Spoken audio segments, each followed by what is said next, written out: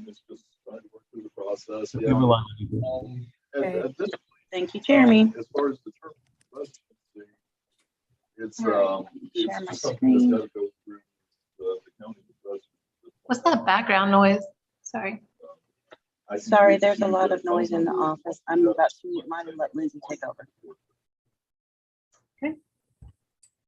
All right, welcome to the March 10th, 2022 BAR Small Virtual Meeting. My name is Lindsay Van Slambrook. The other board members present today are Fillmore Wilson, Bill Huey, Glenn Gardner, and Julia Martin. City staff present today are Frankie Pinto, Allison Hill DeLong, and Tori Parrish.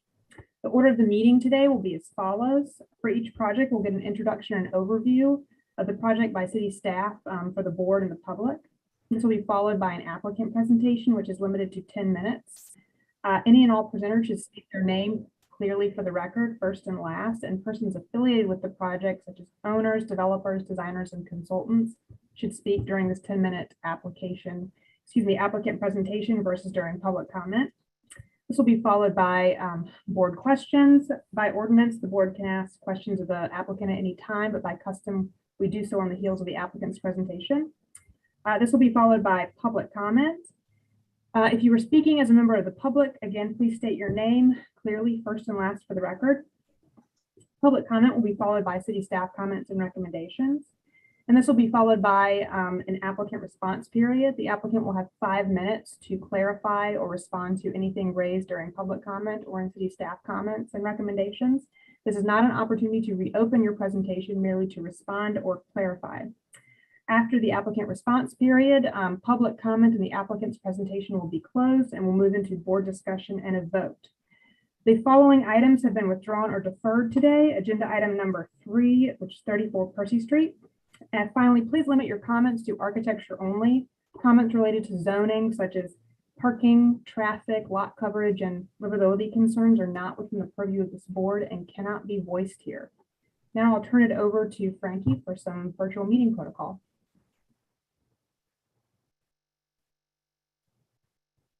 Okay, participate in the meeting. We have the protocol as follows: the Zoom link, which hopefully everyone has been able to get onto here now. The meeting is being recorded and live streamed to the City of Charleston BARS YouTube channel.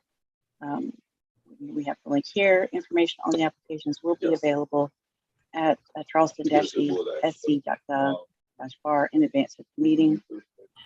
Public comments, written comments are received by the board in advance of the meeting and will be acknowledged into the record and summarized. If this is a concern, people are encouraged to sign up for the meeting. The staff will control the PowerPoint presentations. That includes everything submitted by the applicant by the deadline in accordance with submittal requirements. Applicants simply need to ask staff to advance to the next slide during the presentation. Applicants, staff, and board members are required to give their name whenever speaking. Video and microphone have been disabled for all attendees. Attendees, not board members or staff, will only be given the capability to speak when they are called on during public meeting comment. Chat and Q&A functions have been disabled for everyone. The applicant, all team members, and the public have been required to register, indicate the project they wish to comment on, and submit any documents in advance of the meeting. Just as in an in-person meeting, all applicants for today are part of the public meeting format. And if you have registered and will speak during the public comment portion of the meeting, you will need to state your name and address for the record. Members of the public that have registered will be called in order by project. Staff will call on the registered members of the public to speak for each project. Unregistered members of the public who raise their hand will not be called on. Board members will be polled by the chairperson for comment and for their vote on a motion. Each member, when voting, should respond yea in favor or nay not in favor. The chair shall reread the motion verbatim for accuracy. If a board member needs to recuse, he or she will temporarily be removed from the meeting and placed back in the meeting at the start of the next agenda item. If the board needs to go into executive session, they will call into a separate conference line, and all video and audio on Zoom will be temporarily turned off until they're ready to return to the regular meeting. Results and staff comments will be posted on the city webpage, and these proceedings are being recorded and broadcast to the City of Charleston YouTube channel. The agenda item 1, we have the approval of minutes from the February 24th, 2022 meeting. Were you all able to receive copies of those? They should have been in the Dropbox, but sounds like they disappeared.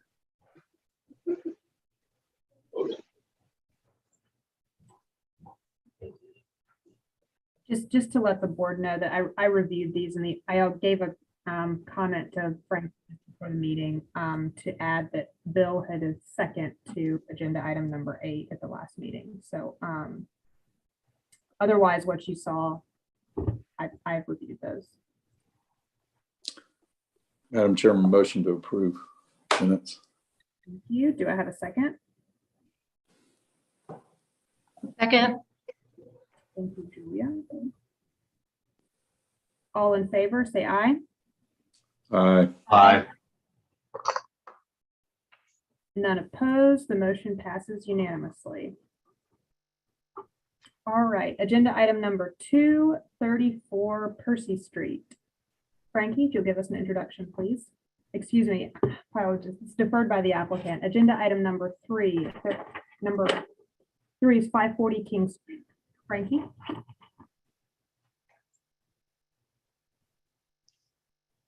Um, 540 King Street is the mock-up, request for mock-up panel review. And board members were at the site this morning. I do not have any context photos for this, but if the applicant would like to present their presentation, they're welcome to do so at this time.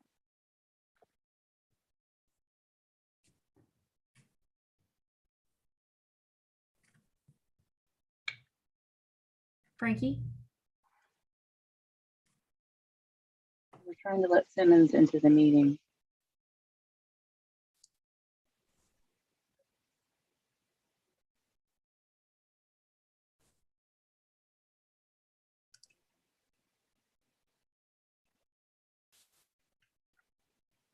Did you find him in the attendees, Frankie? Sorry. No, ma'am, we have not. I just got an email that he's having issues getting into the meeting. Ms. Chair, would you like to push this agenda item? Yes, we can do that. We'll table this for the moment and we'll move on If I to, hear back from him. Thanks. okay. Agenda item number 4, 37 State Street. Frankie, if you'll give us an introduction, please.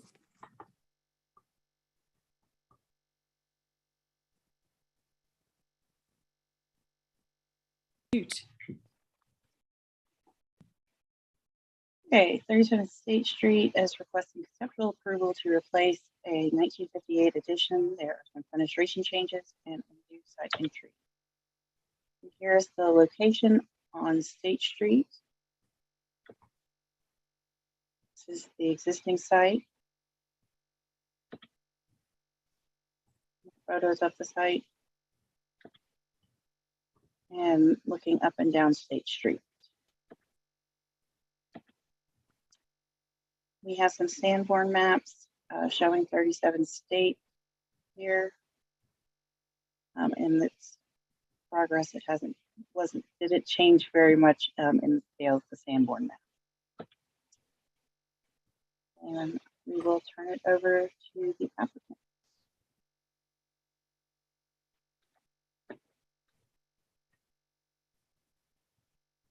Ms. Powers, you're on mute.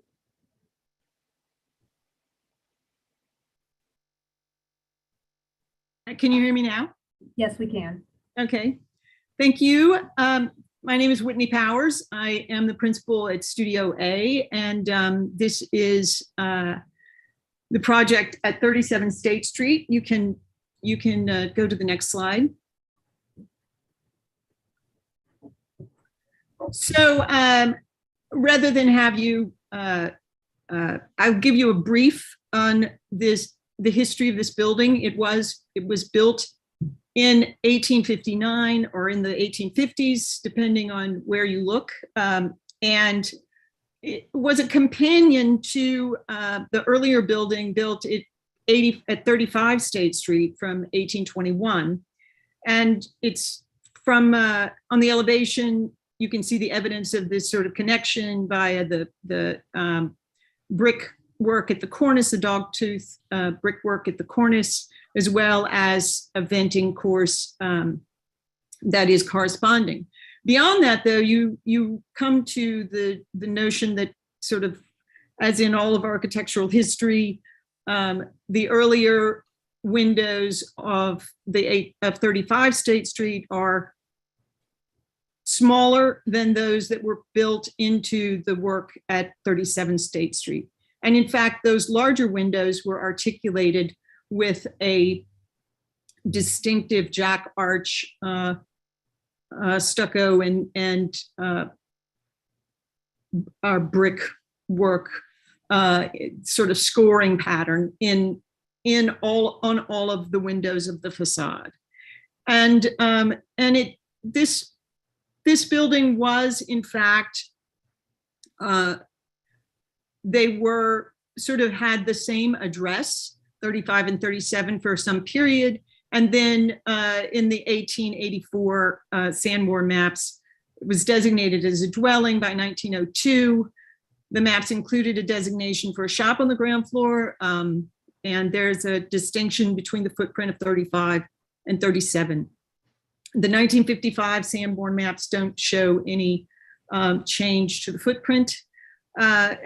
And what we find when you get into the middle of the 20th century in Charleston was an adherence or a continuation of what had begun in the 1930s, which was a colonial revival that was pretty much confined to the East Coast. You found a much more variation once you sort of left the East Coast, but the prevalence of that colonial revival was quite distinct. In 1950, in 1957 at 42 State Street, Robert Whitelaw, who was the director of the Gibbs Museum, and his wife, Patty Foose Whitelaw, renovated 42 State Street and did a really amazing job. We were involved in the renovation of that building in 2000, and the workmanship was quite stunning. And so it was with some dismay that we went into 37 State Street and found a very dramatically different quality of workmanship and approach to renovation. If you'll go to the next slide, please. And you're not seeing our demolition process here, but in the course of doing some selective demolition, we found that the addition that had been built was in fact built directly against the adjacent property at 35. And we actually exposed some wood lap siding of that building. And so in light of that very much fire hazard, we moved forward. So we began to look at other kinds of, we determined that an addition to this building could be more narrow and provide for a more efficient courtyard, a more usable courtyard and a more efficient sort of layout of the addition. We determined that because of the evidence of brickwork on the facade, that we would, and the pattern of the street, that we would move the entrance from the middle, remove the architrave, and reconstitute the configuration of earlier fenestration. So if you'll go to the next slide. These are the images that I referred to from Historic Charleston in their file. These are the two images that they have on the left, the 1957 image where you can see that there's no architrave and the work is underway. The smaller windows on the ground floor. The architrave has been added by the middle of 1958, and you can see just a touch of the addition to the rear of that building in the lower image. To the upper image is is in fact shows you 1905, the building at 41 State Street, which is opposite in this little like courtyard, opposite this building. You see just a sliver of the fenestration that was installed on that building where the Vigilant Fire Insurance Company had their offices. So if you'll go to the next slide, please. Here you can begin to see some of the what we discovered along the way. The upper left image shows you that there's only a single width of brick to reduce the size of those ground floor windows. And you can see some of the higgledy-piggledy sort of framing materials that were probably salvaged from God knows where for use here. The lower right gives you a sense of some of what we found in that addition. The new material is essentially to shore up this while they were doing the selective demolition. Next slide, please. There is the lap siding that was discovered, and in this lower image, you begin to see some of the condition of the masonry, that the way that this addition was done in the 50s was really kind of terrifying. So if you'll go to the next slide. Here's some context. The lower image shows you 35. I mean, both of these, and you can see 41 State Street and the gap that where the building is further back off the street. Next slide. More context, next slide. The 32, 34 State Street tenements, this is very much indicative of the French Quarter with the side entrances. And again, here are the images. The lower has 42 State Street, which is the building that was the Whitelaw home. And to the left, this is Lodge Alley. So to the left is 44 State Street. Again, you can see a side entrance. Next slide, please. So here is the layout. Currently, the plat shows you the configuration of that existing addition. And then this is a site plan on the left that shows you our proposed configuration. The shading shows you the extent of that addition that you can see, the largest extent that you can see. Here are our clippings of the Sanborns. The one in the middle, the 1902 that we see here, is where it designates that building is shown as a shop. Next slide. Ms. Powers, you've got about 2 minutes left. I got you. And here are the layouts of the plans. Here's very specifically, you can see in the images in the lower part of this drawing, the existing masonry and the way that the architrave has in fact been attached. So next slide. And here are our proposal. The upper images are of the existing elevations and our proposed elevations in the lower, along the lower part, where we would do a lime plastered block addition, masonry addition with a steel sash window, and then in the front we would reestablish the entrance on the right, to the north of that room with the larger openings that essentially reflect those, very similar to what would have been done at the time, because we find that in fact the 41 State Street had become a shop designation in the Sanborn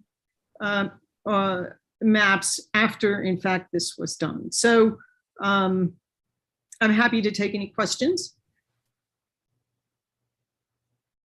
Thank you, Ms. Powers. Do my fellow board members have any questions for the applicant? I have a couple of quick ones. Whitney, I'm just curious, one of those photographs, I guess the one from 1905, seemed to show clapboard siding above the first floor bricks. So it was your understanding that sometime that was- after that was a- 1905? I'm sorry, that was a 40, that's actually 41 State Street. So that isn't this building.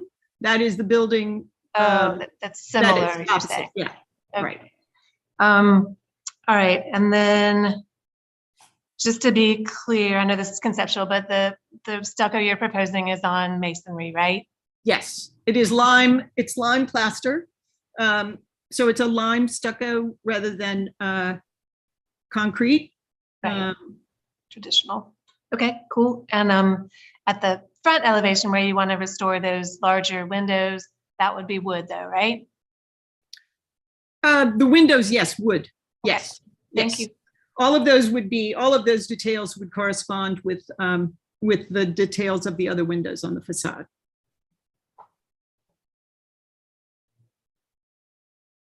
Fillmore Wilson here. Quick question. I'm assuming that the doghouse on the historic structure is to remain in its present configuration. It's just outlined, outlined on the drawings. It is so dependent on, I hate to tell you exactly what it takes to get there at this point in time. You end up on a stair that is configured between two roof joists. It's a harrowing kind of access.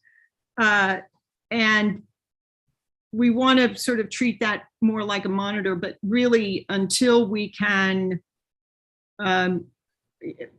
it's sort of dependent. It's kind of a conundrum, I guess you'd call it, where addressing that requires being able to move forward from this. So if anything, it's a pretty horrible thing. It's a very awkward and I think our goal is maybe to replace it with a light monitor of some sort that's smaller footprint, so that to get more light into the middle of the building, because there really is very little fenestration, and that what on the ground floor would be the dining area. There are no windows in that. So so we're hoping that perhaps we can use that to sort of filter some light rather through the stair. Thank you. Any other board questions for the applicant at this time? All right, we'll move on to public comment. See, Allison, are you or Frankie handling public comment this evening? It's me. First, we have Anna Catherine Carroll from the Preservation Society. Can you hear me? Yes, we can hear you. Anna Catherine Carroll with the Preservation Society of Charleston. The Preservation Society is pleased to offer our support of this proposal, and we're comfortable with the modification to the ground floor openings, given the clear evidence of past alterations. However, we do ask that the salvage door surround be preserved and offered for reuse elsewhere. Thank you. Thank you, Anna Catherine. Allison, do we have anyone else speaking? Yes, we also have April Wood from Historic Charleston Foundation. April Wood, Historic Charleston Foundation. HCF has reviewed the application for conceptual approval at 38 State Street, and we thank the applicant for her time meeting with us. The applicant has meticulously documented and analyzed the historic structure. The proposed repairs are sensitive to the original building and appropriate. HCF is in support of this application. Thank you. Thank you, April. Mentioned at the neighborhood. Oh, yeah. Allison, do we have anyone else speaking? No, that's it. Okay, and I don't see any written comments with respect to this application. So Frankie, if you'll give us the city staff comments and recommendations, please. Staff feels like the relocation of the door restores symmetry to the overall structure, reflecting the orientation of 35 State Street. The transom window is extremely tall in comparison to the door, and the height should be reduced within the opening, either with taller trim piece between decorative trim or visually like the window composition of 35 State Street. While staff is not opposed to reopening earlier perforations in the front facade, the large floor-to-ceiling windows proposed are replicating the storefront windows that existed in the early 1900s and are not suited to the current use of the dwelling. The proposed windows are twice as large as the existing windows on the second and third floors and to those on the adjacent property. These proposed first floor windows should be reduced in scale to be more compatible to the floors above and more in harmony with 35 State Street. The large pane windows on the first floor of the rear addition are proportionally incongruous with the remaining house and are inappropriate for the location. The overall height should be reduced and the 3-bay pattern of the second and third floor should be replicated. Staff recommends deferral for restudy with staff comments. Thank you, Frankie. Really pissed. Ms. Powers, did you want to respond or clarify anything raised during the public comment or city staff comments and recommendations? Well, I think the city comments, the staff comments are really an inappropriate inappropriate kind of coattailing or hamstringing of the property and of the fact that the windows that are there and the existing windows are really in opposition to what the building's integrity is. And we would argue that the larger windows are appropriate and it's not and are appropriate to the neighborhood.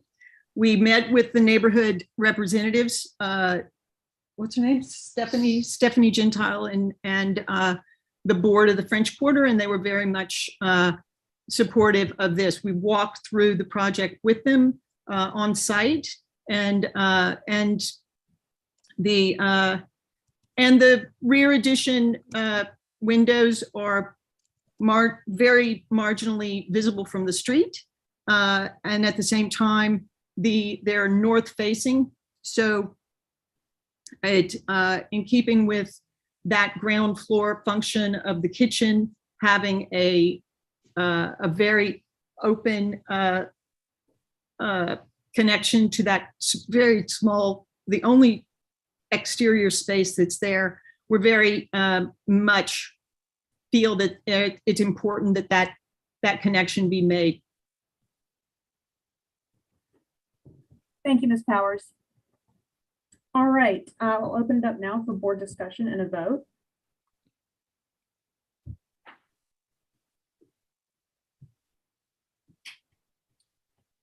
Okay, I can start. I think that I do appreciate what's being proposed at State Street. And personally, I'm comfortable with returning to the large scale fenestration. Maybe I wouldn't be if there weren't such visible, the lintels are there. It's just really clear that that is how the building was originally. So I'm comfortable with going back to that. And it sounds like there would be some takers for that door surround so that it doesn't get thrown away. And in my estimation, the addition seems very simple and appropriate, and it's not very visible, but even if you did catch a peek of the steel fenestration back there, I think there's a pretty healthy number of precedents for that sort of treatment to a new addition on a historic house that I think it's okay, personally. And I appreciate the high quality materials and the careful study of the building history. Glenn Gardner, I'll be brief. I agree fully with Julia's comments about the rear addition portion. It is somewhat minimally visible, and I am comfortable with what is proposed in the rear. I will say on the front, I get the fact that there's clearly been alteration over time. There's a mix of different age materials there. My only word of caution would be that I think the larger you make those windows, the more accessible they are to people walking on the street. Just from a personal standpoint, I mean, I have friends who live half a block from there. And, you know, there are a lot of ghost tours and people walking around at night and people knocking on their windows to the point that they've put really big window basket planters on the front of the windows to try to keep people away from the glass. So while that may be minimal, quality of life wise, I think it is aggravating to them. So I would just be careful with regard to inviting, more glass, at that street level. But that said, I am not opposed to, replacing or changing out those windows, knowing that they are not historic. And I don't have any opposition to moving the door, or relocating the door and reusing that door surround.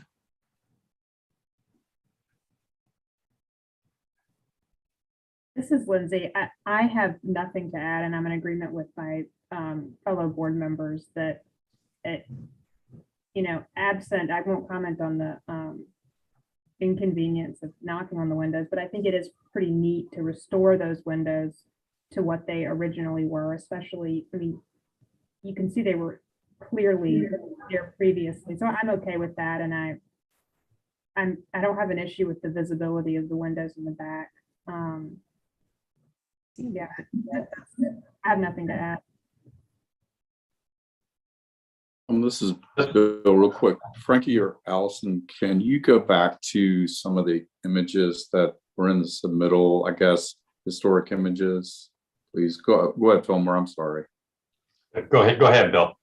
Okay, I was just wanting to look at those historic images one more time, if I can. So I would say that I'm in agreement with several of the comments that have been made. I am in agreement with staff's comment to the point that obviously the building has gone through different incarnations and uses. And in sort of selection of these sort of front window sizes, it's harkening back to more where the commercial use was present in the building. However, staff made, I think, an eloquent point about the fact that now the use is not commercial. So if we're going to go back and reclaim a portion of history or time, probably windows more appropriate to the residential component would be more appropriate. I am in disagreement with staff's comment number 3 about the windows at the addition. The addition is done to a way in a manner that obviously indicates it's of its time now. And I think the windows do provide some differentiation, which I don't think is a bad thing. So as far as I guess I go, I'm in support of staff's comments 1 and 2. However, I'm in disagreement with staff's comment number 3. Thanks. Okay, Fillmore here. I do not have any objection to the rearrangement of the fenestration and moving the door to the side, which is probably more original than what is currently present. And I went by there this morning, and the addition is really, the current addition is very minimally visible. And I think the new addition being narrower will be probably even less visible. I do not have an objection to the fenestration in the addition. And to some degree, I don't have an objection to modifying the current openings. It's still a little unclear to me as to the date of the modifications to the size of the windows, whether that occurred in the early 20th century, whether it was original to the building in the 1850s. Looking at the brickwork from the outside, clearly there's been infill in the exterior wide, which I think is probably more difficult to date. And I think the size of those windows, I agree with staff and Bill, I think, on the appearance of those windows on the front of the building currently, not currently, but the proposed windows on the front of the building. Just I think they probably are hearkening back more to the commercial use of the building. And I looked carefully at the pattern of fenestration on most of the structures in that part of State Street, and that the size of those windows does seem to be out of character with the current pattern of fenestration. So I'm more inclined to agree with Bill that I'm fine with the addition, but I do have some concern about the front fenestration as it's presented. Can I make a clarification? Does a board member have a question for Ms. Powers? Ms. Powers? No, if Ms. Powers has clarifying information about the sort of the dates of the modifications, I would certainly be interested in hearing that. The articulated headers on all the windows on the facade are also on the windows on the ground floor. And there is a continuous brownstone sill across the facade. The window configurations were obviously changed long after the windows as they are were obviously changed much later than the original building and even well into the 20th century. I think the smaller window sizes are certainly that are in the French Quarter are certainly part of the French Quarter's kind of period of renovation that was in the mid 20th century, which was of colonial revival, and it's hard to know how many windows sizes were changed. I've seen it myself on Queen Street in several places, and where windows were eliminated, doors were eliminated. It's not uncommon. So I don't think that when we refer to this as a residential character, I think that's actually buying into a kind of a revivalism that was a very 20th century invention. And it would not have been the case typically. At 41 State Street, you have a residence where those the large windows are there. And I've spent the night in the French Quarter, and I can tell you that they're definitely ghosts. But I would say that my client is very much aware of all of those of all that goes on in the French Quarter. So I would say I would caution you to kind of claim these window sizes or the window sizes on the other buildings as more suitable than perhaps what were there before. Thank you, Ms. Powers. Thank you. I don't doubt that the current configuration of the windows is not what was there originally. I'm sure that's not the case. I think that the head heights and the that you find in from the brickwork is probably more accurate. I think that perhaps the overall size of the windows may be speculative, and there's no question that the building has evolved along with many other buildings in the French Quarter. But I think we have to be cautious about speculating. Sometimes it's the I think we have to be cautious about speculating when the evidence is not clear about what was there. And as I say, looking at the pattern of fenestration on most of the buildings in that area, that what has been presented seems a little out of character. And so I am concerned about the level of speculation involved in the. Well, we did find where the sills Applicant were. presentation is So- closed, Ms. Powers, I'm sorry.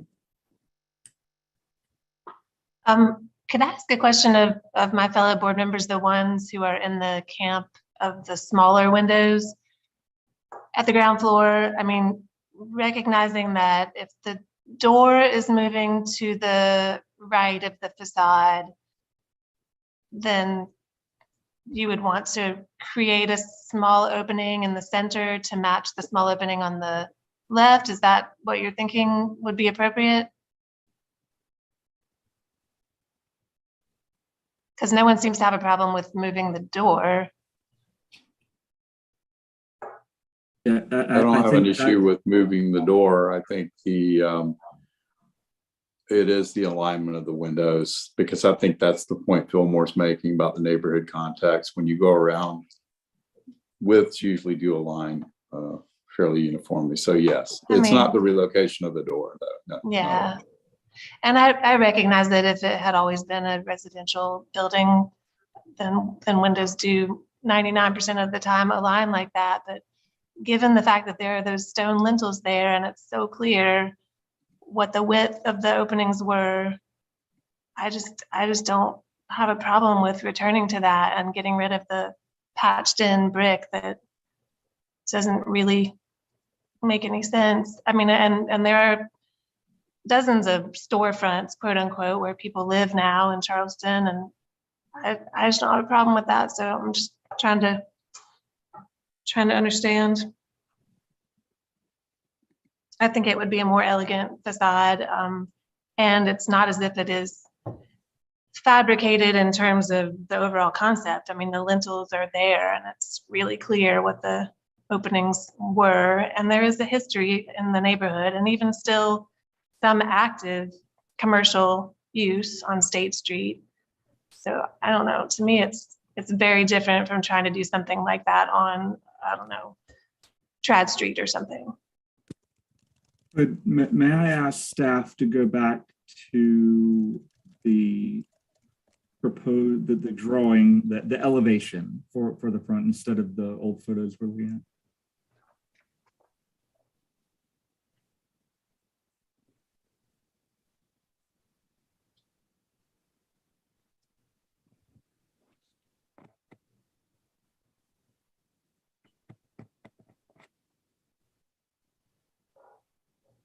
So, Ms. Powers, the windows that are proposed are using the existing lintels exactly per dimension? Is that correct? Yes. Or no? Yes.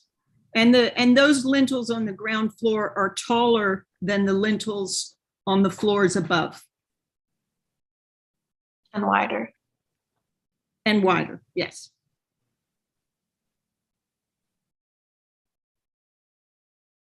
Well, I mean, I will state that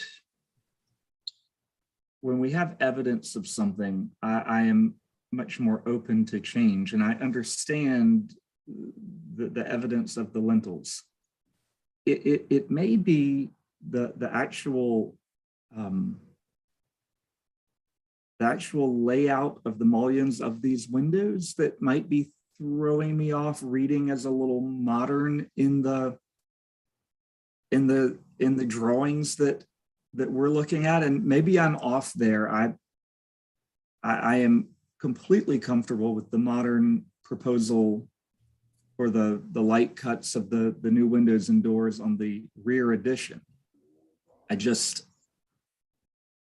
maybe I'm not fully engaging my brain in the context of what's being proposed on these windows, but I don't have a problem with moving the door.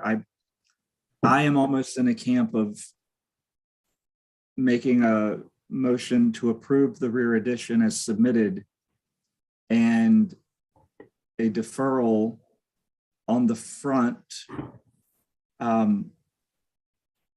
to perhaps restudy the detailing of the proposed windows, but with approving moving the door. I don't know. I'm not 100% on the detail of these windows, but I'm not opposed to what is being suggested here. And I know that's murky, but I hear you, Glenn. And I can see that those panes are a totally different scale that's more related to the steel windows in the back. I hear what you're saying there.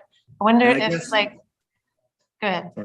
Well, I would say when, and part of me looking at this drawing on the bottom left of what's currently on the screen, you look at the windows that are existing, immediately to the south, and it's just such a sharp contrast.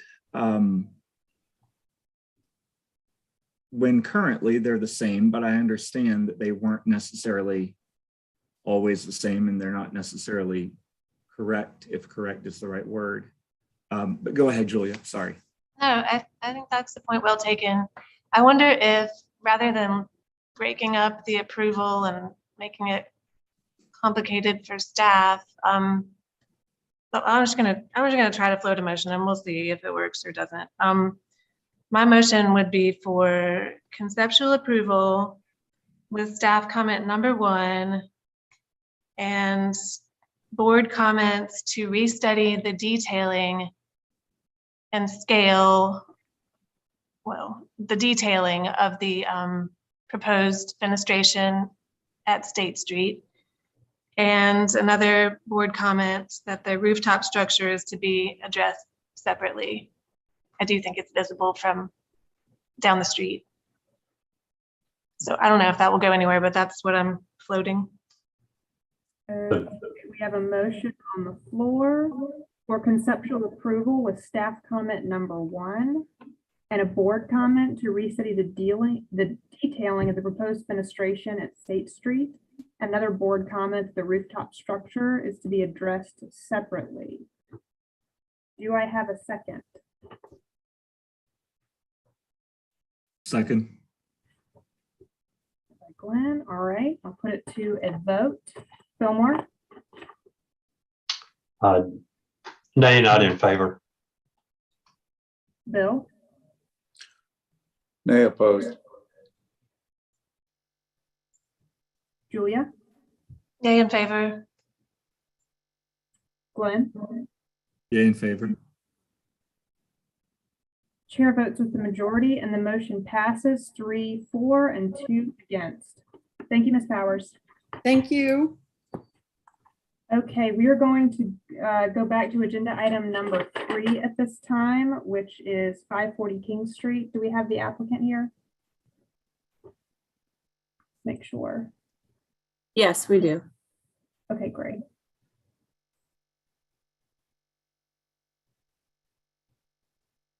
All right, Frankie, I don't know if we had a lot of introduction.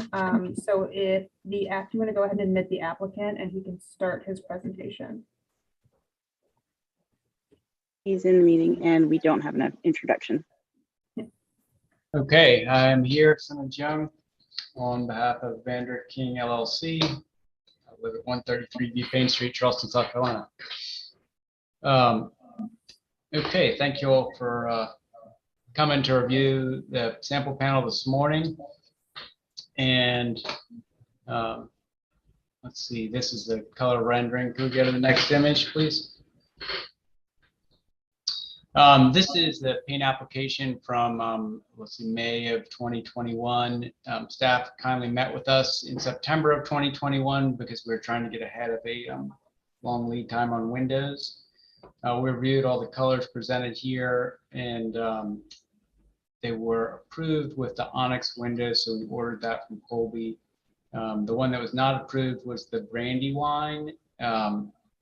So we actually just threw that out and got one of the historic Charleston approved colors, Piazza Blue. I think it's DCR 075 or 67. And that's what we had shown on the board today. Okay, the next slide, please. This is the drawing in the sample panel. We can move to the next slide. come back if we need to. These were the 7, let's see, July 2020 maybe BAR final drawings. There were a couple questions on wall types. These are the wall types that were in those drawings that had the stow power wall with self-purring lath. On the stucco, next slide, please.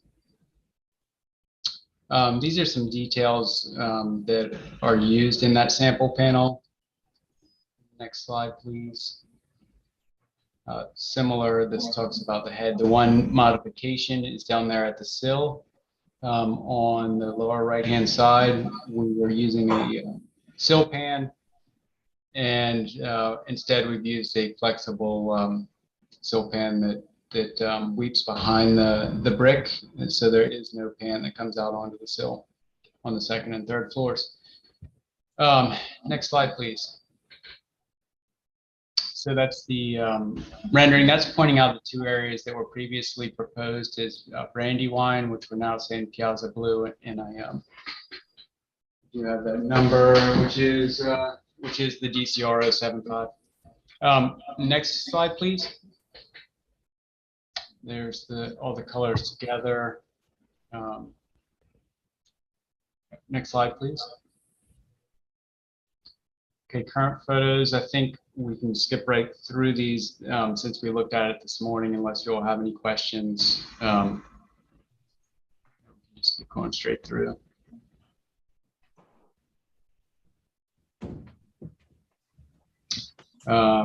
We looked at, that's great, the caulk and coloring. So I think that you'll just need to provide a direction whether it's the blended or the black. And let's see, that's previous stuff that we were talking about, which I think we've addressed all as you saw today. Move to the next. There's the cut sheet for the power wall. It's a lime wash finish. And then the next, that's just more stuff about it. And then these are the comments from last time. On the next, thank you. So first was about, we'll just go through the 11 of them real quick. First is about sealants. We provided 2 of them. That was a cooler color of one of the sealants. Number 3 is about, that's in the stucco. Number 3 is about the lintel. We will paint it the blended. Right now it's painted the mortar color. We'll paint it that blended color. So flashing at the windows missing. I went through that. Number 6 is about the mortar joints. So the masons cleaned those, but the end is aware of the issue now going forward to have a concave weather joint. Confirm the stucco system. We went through that. Stucco panel smooth and even. Work should be coordinated with the joint locations in order to eliminate any cold joints as evidenced at the lower portion of the stucco panel. Noted, and we did point that out, and this is actually a second stucco wall that's installed over the old one with no crack at that location and no cold joint. Number 9, stucco joints are critical part of the design. So the joints wrap the corner in the new stucco wall installed after 215. Hopefully you saw that today. And the groundwork is meant to mimic stonework and call on that sort of tradition of rusticated base, and then also the one of scoring stucco around Charleston. The upper wall is supposed to be, more modern stucco. We love it if it had no control joints, but we've got to do them every 144 square feet. That's and then we took that limiting factor and applied it to the composition of the entire building, so that joints on the upper work with the building and the lower work with that sort of historic recall. So we think they're a little different. Number 10 is, we talk about colors, and number 11 is the next page, I believe. Yeah, so the weeps are the through wall flashing is held back 1/2 inch, and the weeps are holes that'll be in there at the base and at the head. Hopefully you saw those too. Or actually the head weeps into the lintel, which is behind a lintel, so it won't be visible. contractor cleaned the brick and installed sealant and flashing.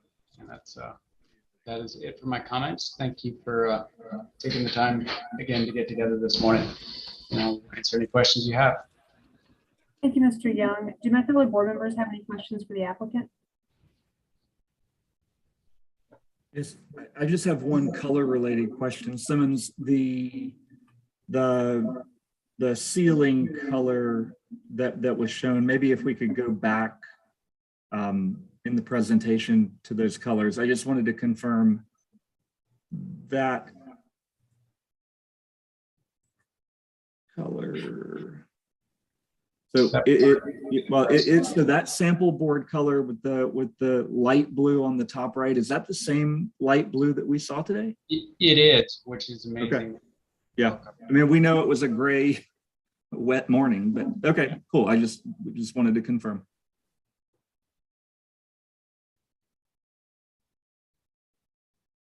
Was that the view you wanted, Glenn? Yeah, thank you very much. Any other board questions? All right, we'll move on to public comments. Allison, do we have anyone speaking? No, we do not. All right. I do not see any written comments, so we'll move on to city staff comments and recommendations. Frankie, if you'll provide those, please.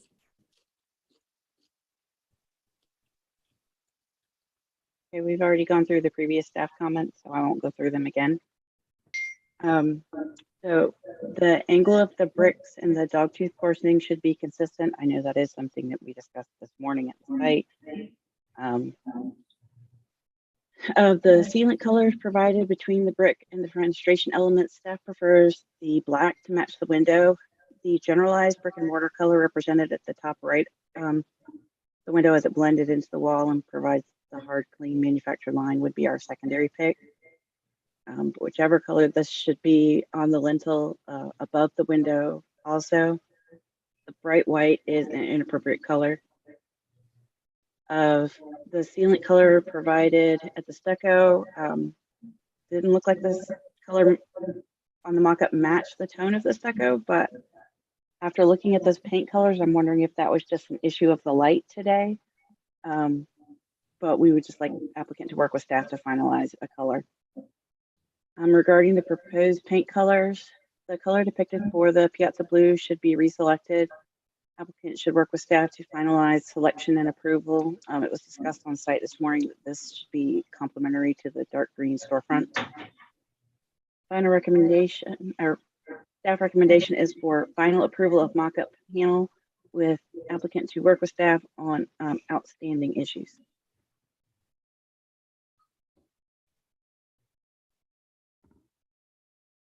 Thank you, Frankie. Mr. Young, did you have any response or clarification to anything raised in the city staff comments and recommendations? No, of those 4 comments that we're seeing, that's all good. Items 3 and 4, we will work with staff. So it's good with us. Thank you. Thank you. All right, I'll open it up for board discussion and a vote at this time. I'll go first. I think, frankly, staff has this pretty much, hitting the nail on the head, especially considering the light was really weird this morning, and the colors were very difficult. So, like, for instance, comment number 3 about the sealer at the stucco, it could have just been the morning that we had and the dampness on the stucco. So I really would trust if staff is comfortable, efficiently handling this with the applicant, I would be fine with staff confirming these items with the applicant to move forward. It's all very close to what it needs to be. I think there's just a little bit of perfection and detail there. Like, for instance, the houndstooth, or I guess they call it, is it called dog tooth on here? I am acknowledging that I think that detail on the sample panel is not perfect, but my hope is the architect would demand it be perfect, in real life on the building. But I like the detail. I think it will add a very nice detail up up on the front facade. And then my final comment would just be that to echo the discussion this morning on site, I think that piazza ceiling blue is a little too much of a powder blue, ice blue. It should go away from a light baby powder blue and become a little more of a muted green with almost a little bit of a sagey look to it, perhaps. And those are my comments.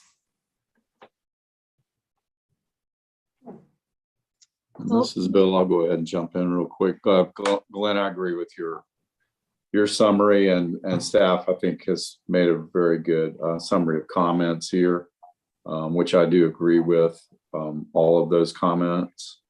And you're right, the light was a little different today. I think some of the issues are also going to have to do with, for example, the stucco and the matching tone of the sealant.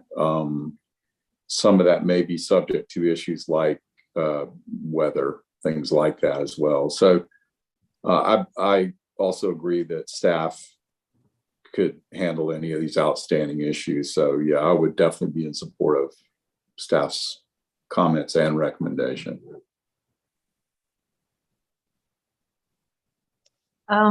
This is Julia. I was just going to thank the applicant for kind of explaining a few of those details to us on site, like why the dogtooth masonry was uneven and why it will be different on the actual facade. And I appreciate your explanation of the mortar joint inconsistency, and I understand that you're kind of getting that clear so that it will be consistent on the actual building.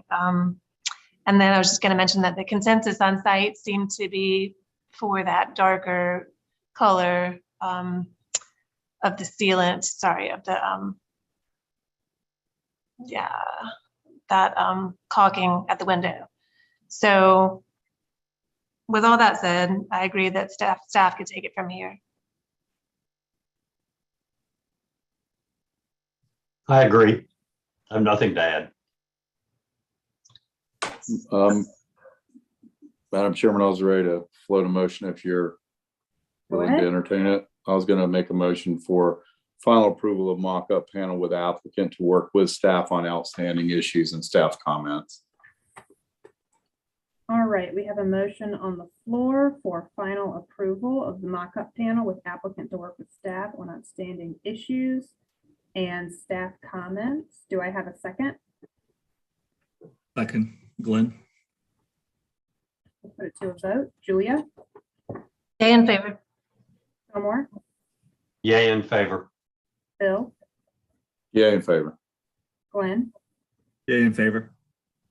Chair votes the majority and the motion passes unanimously. Thank you, Mr. Young. Thank you. All right, agenda item number 5, 376 Race Street. Frankie, if you'll provide us with an introduction and overview, please. The applicant is requesting replacement of a metal roof with shingles at the rear cottage building. So this is 376 Race, and they're requesting for this rear building behind it. This is the aerial of the site, some existing site photos, and looking down Race Street. This is the Sanborn map showing that cottage in the back.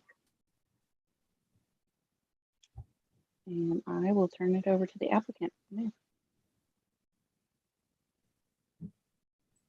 Hi, good evening, everyone. Colton Karch. I reside at 376 Race Street. I bought the property about a year ago.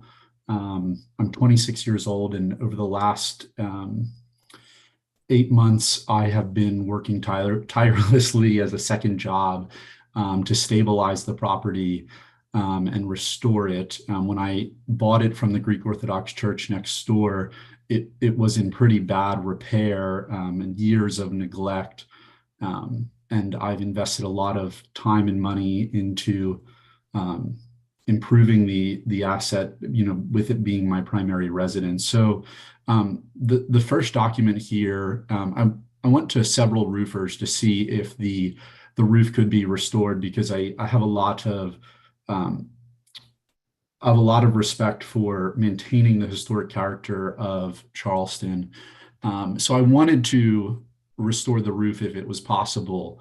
And after having 2 roofers look at it, quickly found out that the cost of restoring the existing standing or hand crimped roof was going to be quite expensive, north of $20,000 for the cottage in the rear, which I don't have, unfortunately. And then upon talking to the roofers further, they just really didn't think that, they didn't really think it was going to be possible to repair what was there, given how damaged it was. And that's what I had Sean from Spire Roofing, he wrote this up after he came in and inspected the roof, because we went through various options. As I said, I really did want to restore it. So if we go to the next slide.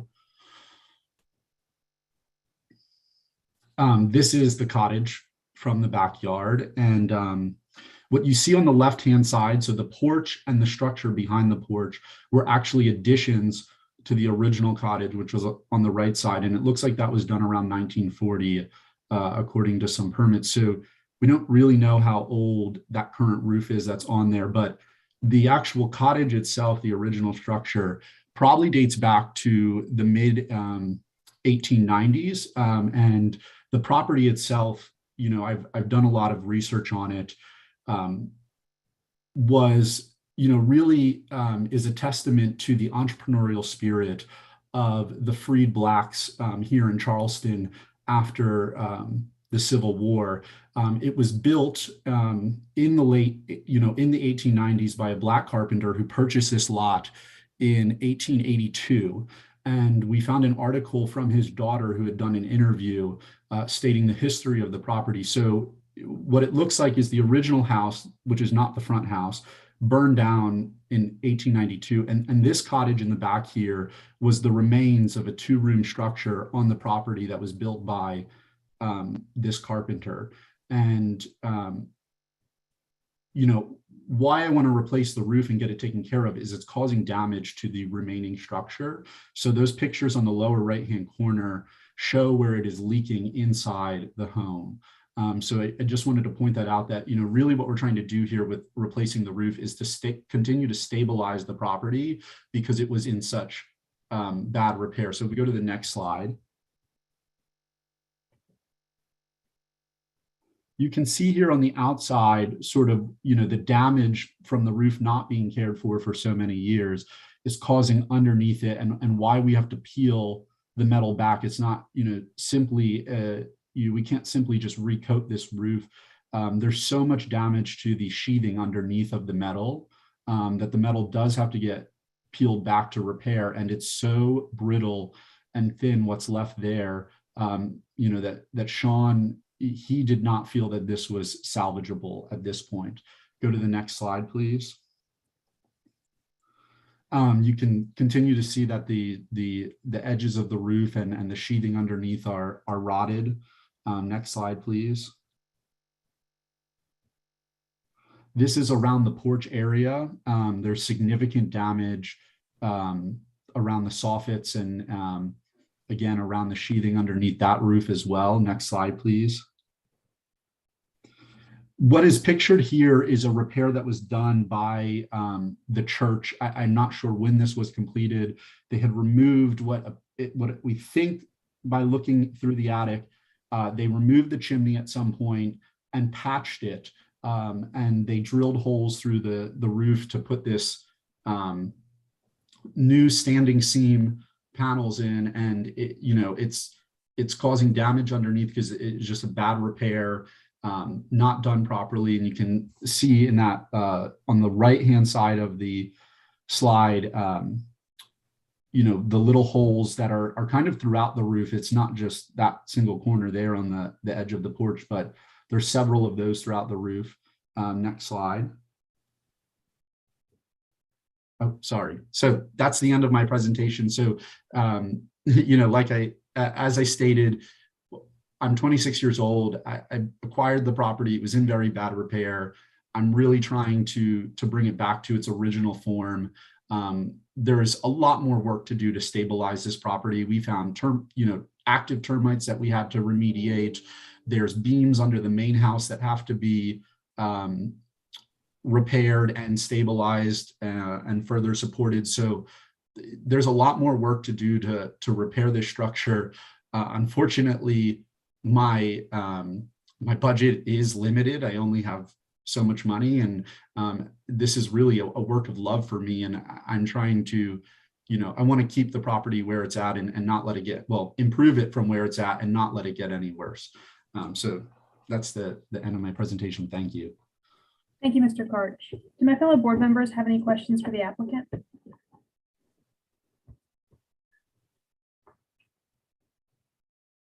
No. All right, we'll move on to public comment. Frankie, do we have anyone speaking? Excuse me, Allison, do we have anyone speaking from the public?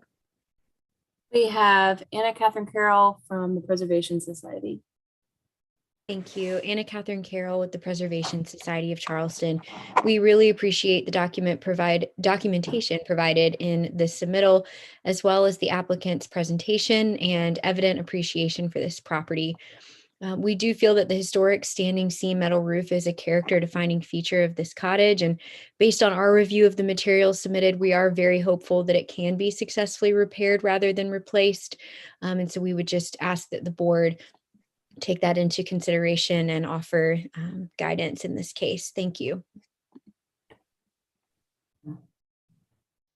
Allison, do we have anyone else speaking? We have April Wood from Historic Charleston Foundation. April Wood, Historic Charleston Foundation. We have the same comments as the Preservation Society. Thank you. Thank you, April. Allison, is that it for public comment?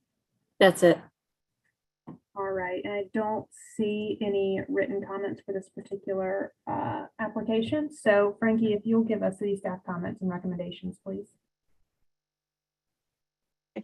Hand-crimped metal roofs are a character-defining feature of various historic houses and structures throughout the peninsula.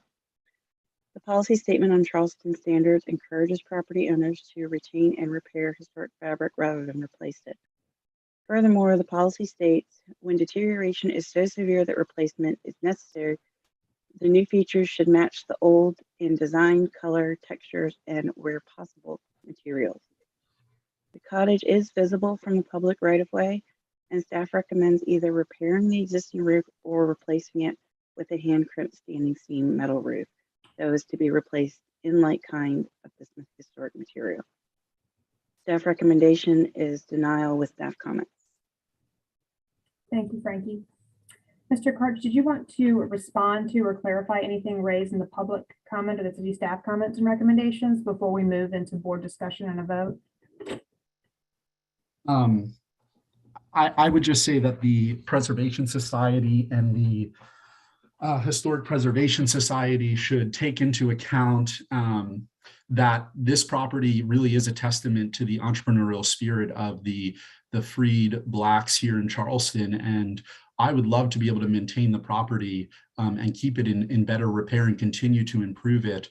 And I think that pouring a ton of money into saving the roof of this rear dependency, it's going to sacrifice other repairs to the property and keeping it in good repair and maintaining that history that that comes along with the lot. So that's all I have to say. Thank you, Mr. Karch. Okay, I'll open it up for board discussion and vote at this time.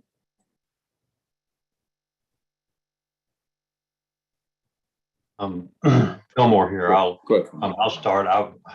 I looked at the photographs really carefully and then went by and actually looked at the roof from the street, and without commenting on it initially on what should go back, I think repairing this roof would be very difficult. There are mechanisms for dealing with the deterioration, whether there's a lack of drip edge and the roof turns down over over the fascia, but it looks like there's so much deterioration in the sheathing that I think a great deal of this roof would have to come off in order to repair that. It's a shame. It's a great old turn roof, but I think so much of it would end up coming off, and tying back into a roof of this age and this condition is very difficult. And so my observation is that the roof probably should be replaced. I think that trying to save it probably would almost be futile. That's very disappointing because it's a great turn roof. Then of course the question becomes, what goes back? I also drove around the neighborhood for the 4 or 5 surrounding blocks, and so many of these roofs have been lost. 90% of the structures that probably originally had standing seam turn roofs on them now have asphalt shingle roofs on them. And within a 4 or 5 block area, there's probably not 5 or 6 of those roofs still remaining. So if this roof were to be lost, I think it would be very unfortunate. So I'll defer the rest of the comments to my fellow board members. I will say what I often say, but a little differently today, because I generally recommend that a lot of roofs that people don't have a lot of experience with can really and truly be repaired and saved and be given another 20 years of life. Colton, I own a roof like this and have had to deal with it. Luckily, mine is in a little bit better shape, but it is quite the process of different materials and fabrics and patching in metal. And it is indeed a labor of love, because you, unfortunately, are now tied to your house and it controls where your money goes. But that's the way these old houses are. I've carefully looked at the photos. I have not been by like Fillmore did, but I've carefully looked at the photos, and I do think the time has probably come that this roof likely needs to be replaced. But my comment there would be that the only acceptable replacement for this roof, if it cannot be repaired, and I would trust what your roofer says with regard to whether he is able to do that, it would be a standing seam metal roof. And luckily that is very doable. The materials are available, and shy of the short panels that are on this old roof, you could have a nearly identical new roof that would last likely the rest of your lifespan with a little bit of maintenance through the years. So I would not be able to support a shingle roof, but I would be able to support essentially replacing this roof in kind so that you don't have ongoing repairs. Because if you do, the edges of it and the previous repairs look like it has already had some life extension put on it.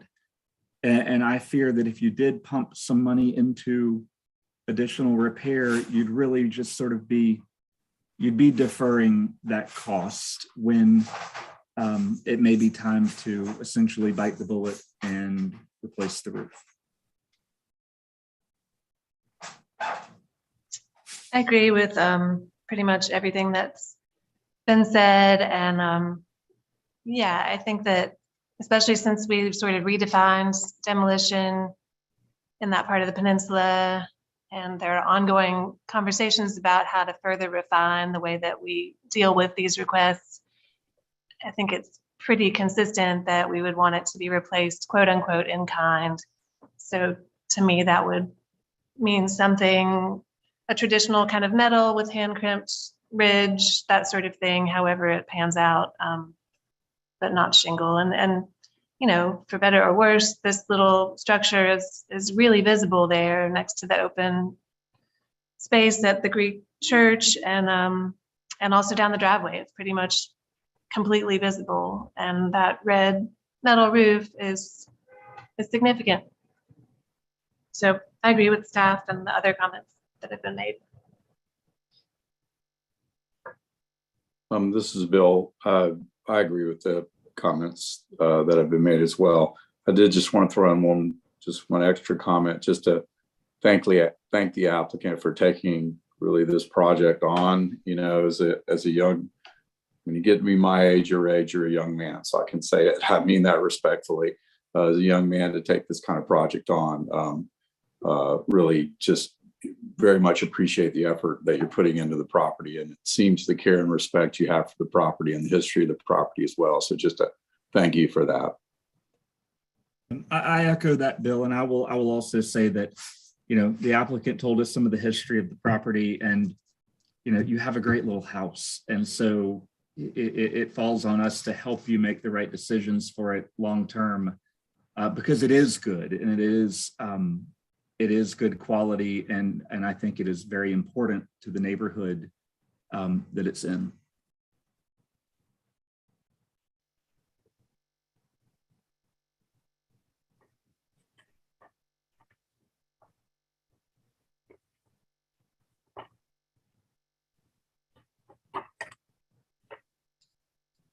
All right, so I'll make a motion for denial with staff comments. All right, we have a motion on the floor for denial with staff comments. Do I have a second? Fillmore, I'll second. Thank you, Fillmore. I'll put it to a vote. Bill, Yay in favor. Glenn, In favor. Julia, In favor. Fillmore. Yay in favor. Chair votes with the majority and the motion passes unanimously. Thank you, Mr. Karch. Thank you. Okay, agenda item number 6, 87.5 Warren Street. Frankie, if you'll give us an introduction and overview, please. 87.5 Warren Street is requesting replacement of a slate roof to be replaced with standing seam metal. It is located here on Warren Street. This is the existing structure. And looking up and down Warren Street.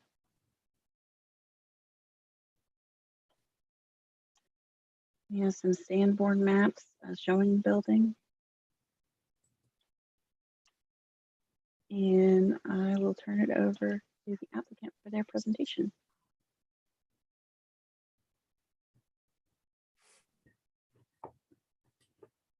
Esteemed members of the board, thank you very much for hearing me out today and hearing my request. My name is William Wilson.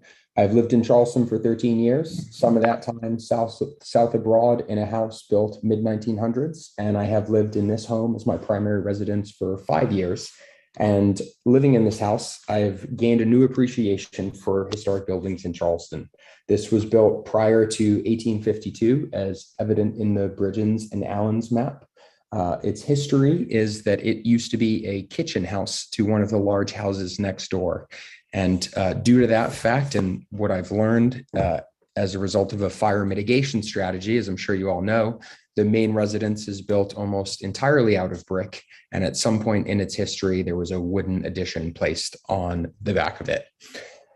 As I said, I have great appreciation for historic character of Charleston, and I know that is not by accident, but rather by the effort that you all put forth.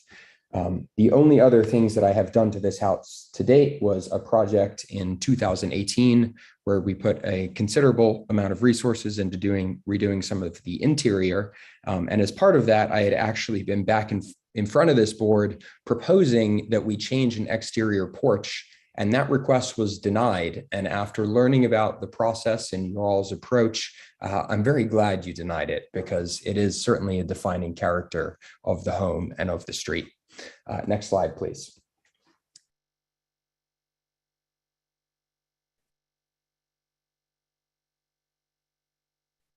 The issue that I regrettably bring in front of you all today is that the beautiful slate roof in our home is having two fairly serious issues.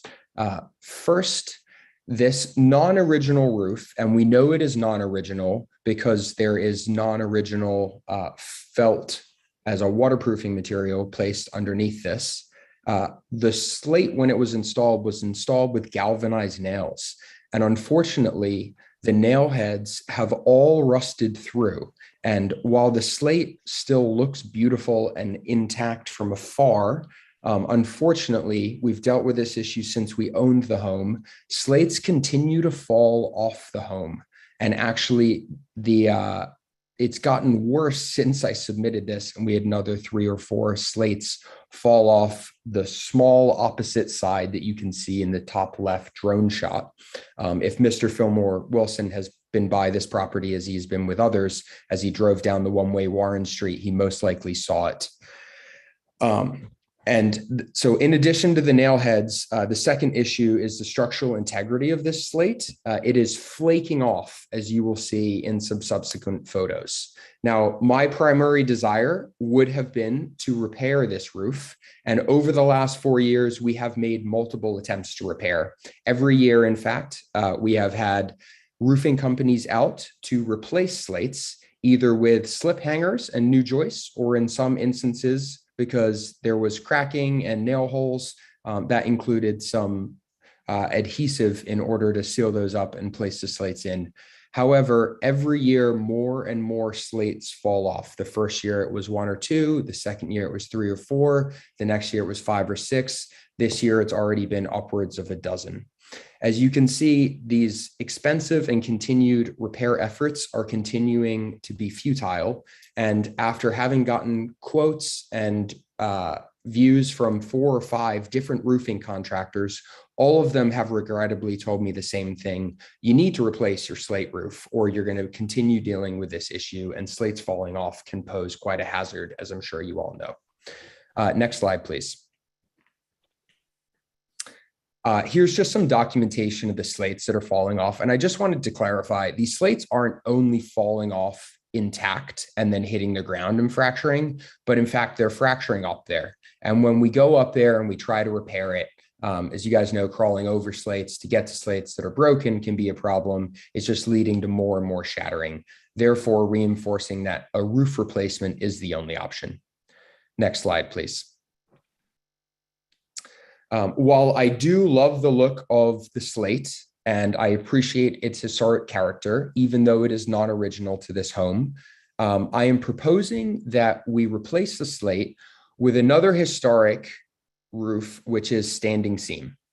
This example that I've provided is only as an example of the style. My preference would be to replace it with a deep gray, but I defer to the board's knowledge of the area and what would be most traditional at the time. If you wanted me to do red, I would be amenable to that. Next slide, please. So the core of the issue is that I'm asking to replace my historic slate roof, which is non-original, with a historic standing seam roof for 3 reasons. So the first is that the roof is not original. Therefore, I hope that there is more latitude in replacing it with a like kind historic material, but not the exact historic material.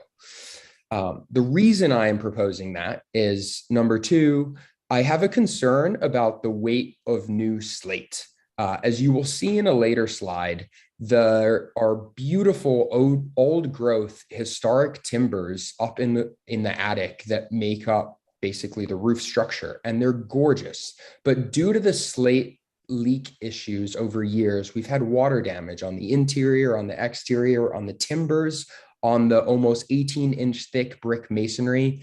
And most contractors have advised that while they could put a slate roof up there, they do believe that it would extend the life and longevity of the masonry and the timbers if there was less weight up there. I plan to own this home for a very long time. I'm getting married shortly here and hope to one day raise a family there, and do not want additional weight to cause any further issues.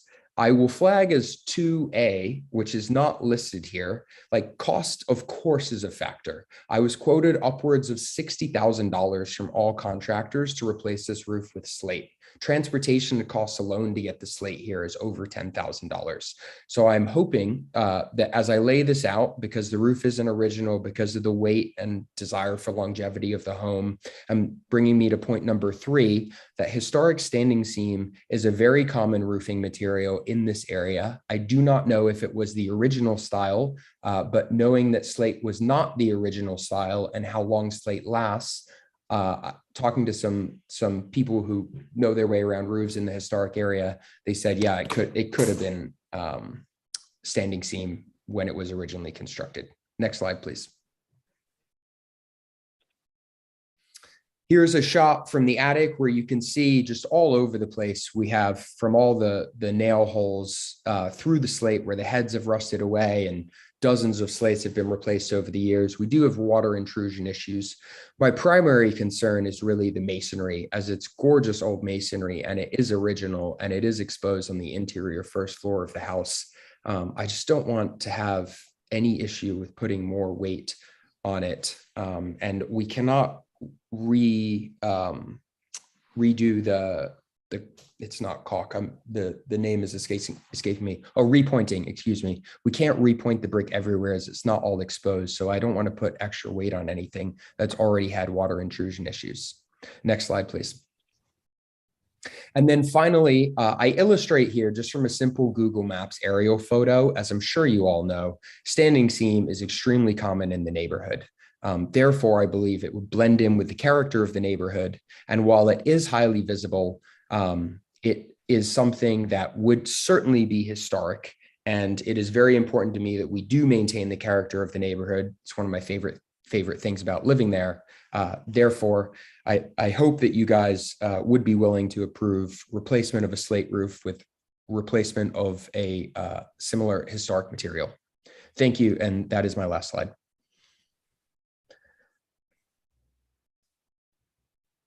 Thank you, Mr. Wilson. Do my fellow board members have any questions for the applicant? I have one.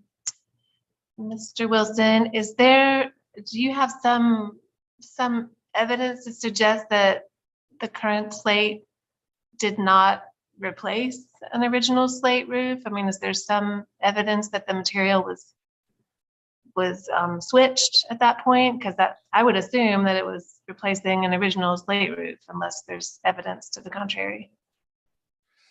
I do not have evidence of that. I do have evidence that it is a non-original slate roof due to the number 30 felt underneath, but I do not know what was on it originally. I do not know how I would find that out, but if you have any suggestions, I'm all ears. What 2 of the roofers told me as we were discussing this was if there was a slate roof on there originally, it probably would have lasted through, but I don't know. I'm not a roof expert. I defer to you. Thanks.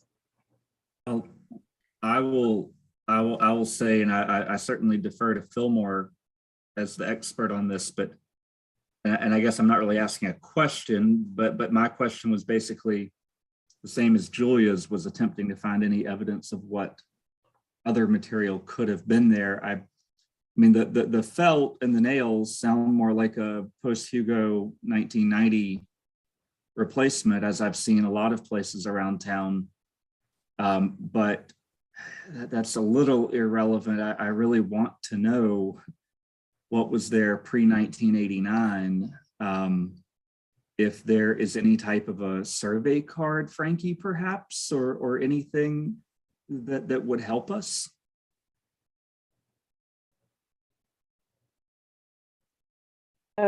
There is a survey card for this property, and it says it is a composite roof. The picture on the card appears to be slate to us, so we're not sure what it was before then. What was the date on that? I think that was the 85. Now, we have gone through all of the BAR records, and we can't find a record of the roof being changed. I mean, that would certainly be very typical for an 89, 90 Yeah. plus Hugo Right. scenario. Yep, that's right, Glenn. And they would generally, I mean, I suppose insurance companies would generally have replaced it in kind rather than switching, but you never know. Are there any other board questions for the applicant?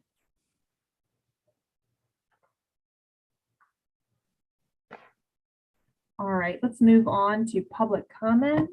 Allison, do we have anyone speaking from the public? We have April Wood from Historic Charleston Foundation. This is April Wood, who's from Historic Charleston Foundation. HCF has reviewed the application requesting the replacement of an existing slate roof with standing seam at 87.5 Wentworth Street. We believe that it is likely that this structure historically had a slate roof. Slate is appropriate for this historic house, and slate is found on surrounding historic buildings.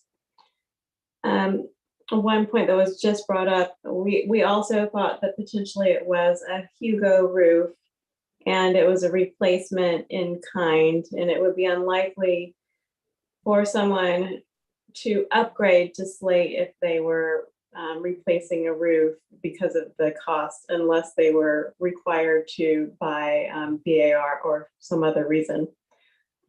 We recommend denial of this application.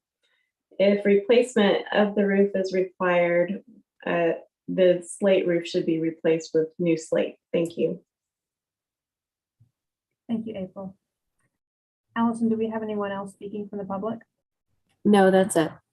All right, and I don't see any written comments. So Frankie, if you'll give us city staff comments and recommendations, please. Okay, the applicant states that the existing slate roof is non-original to the structure, but staff has found no record of a roof replacement in BAR files. The failure is not substantiated by a structural report, and slate is a significant roofing material in the historic districts and should be repaired and retained. Staff recommendation is for denial with staff comments. Thank you, Frankie. Mr. Wilson, did you want to respond to or clarify anything raised in the public comment or the city staff comments and recommendations? Yes, please. And I'll do it quickly, but I would only say that I would ask again for your reconsideration to allow me to replace it with another historic material. Although it may have been slate, I do believe that my justification was not based on the fact that the roof wasn't originally slate, but rather it is a non-original roof. Almost all, with the exception of one or two homes in the street and in the neighborhood, do have standing stream roofs. I'm actually in a similar position to the previous applicant where there's a finite amount of resources that can go into a property like this. I really want to make it a long-term home. There's lots of things that we want to do to improve both its curb appeal and its long-term historic character. So putting a $60,000+ slate roof on it, when instead of, a historically accurate standing seam roof that blends in with literally all the other homes around it, feels like it should be given more consideration than just a quick no because it was originally slate. So I would just please ask for your reconsideration and taking a long-term perspective of young people moving into the neighborhood, wanting to make it a home. It's not very sustainable having to do $60,000+ roof jobs. And if the answer is that's all there is, then it comes at another cost to the neighborhood, which is fixing up other aspects of the property, which we won't be able to do both. Unfortunately, we won't even be able to replace the roof at $60,000+. So it's just going to continue to deteriorate the structural masonry as well as structural timbers of the roof, which would be really disappointing. Thank you. Thank you, Mr. Wilson. All right, I'll open it up for board discussion and a vote at this time.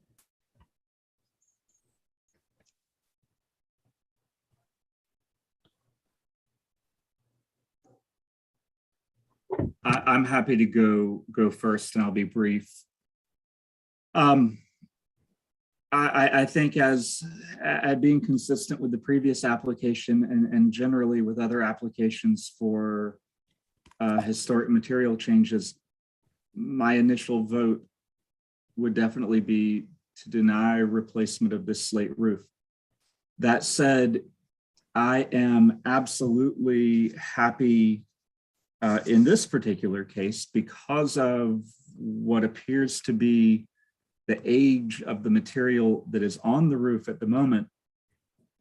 I am happy on my end to recommend a deferral to allow the owner to conduct further study or further research. And I'm sure, you know, I know, Mr. Wilson, you've probably already looked as far as you think you can look, but there are old aerials that can be purchased from companies online, you know, old satellite images that staff may not have in their folder, that may not be on Google.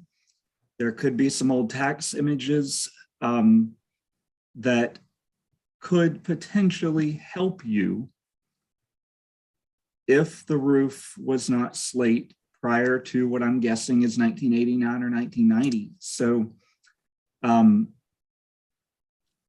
I think our charge as a board is not to generally allow replacement of a slate roof with a different material, but should you be able to prove that this material has not been on the building, I would absolutely be open to that discussion point. That makes sense to me, Glenn. And just for the applicant's sake, I'll just articulate that, you know, I think we're all agreeing that the exact material that's up there right now is not original, but the material on this building, if it was originally slate, it contributes to the richness of the fabric of the historic district to have that variation of traditional materials, you know, mixed in to the fabric. So that's why we're reluctant to just shift to something that might be more uniform with surrounding properties. So I think, you know, to me, Glenn's suggestion is reasonable, completely reasonable. If the applicant would like a little more time to try to find some evidence that this house did not always have a slate roof, then that would potentially sway my thinking.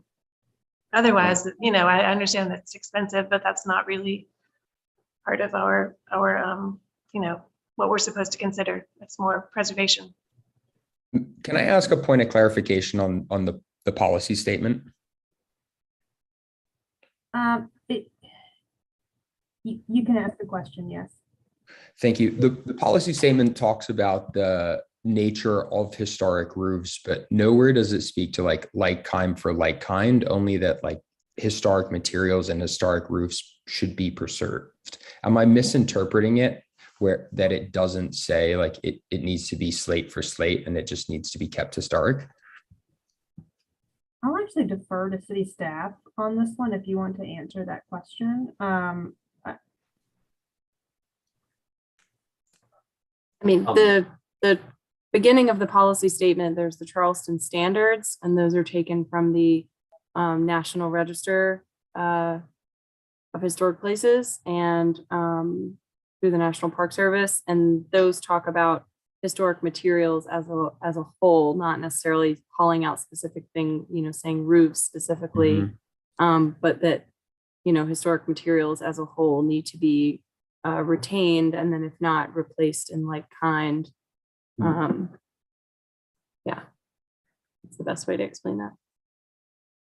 This is Lindsay. I'm interested to hear what Fillmore has to say, but I'm also in agreement with Glenn's suggestion that if there is some evidence that it was not originally slate, which I am thinking about what I think April mentioned, what Historic Charleston Foundation mentioned, that it would seem to be odd to replace a roof with something more expensive, but I'm certain it could happen. But if there's evidence that this was not the roof was not originally slate, I would probably be okay with replacing it with a standing seam metal roof. But again, I'm interested to hear what Fillmore has to say. I certainly appreciate what my fellow board members have said, and if there is obtainable evidence that this structure originally had a standing seam roof on it, which would have, of course, at the time, the early 20th century would have been a turn roof, then I am certainly open to reconsideration. If this is a Hugo roof, which is likely, I think it's probably likely it's a Hugo roof. My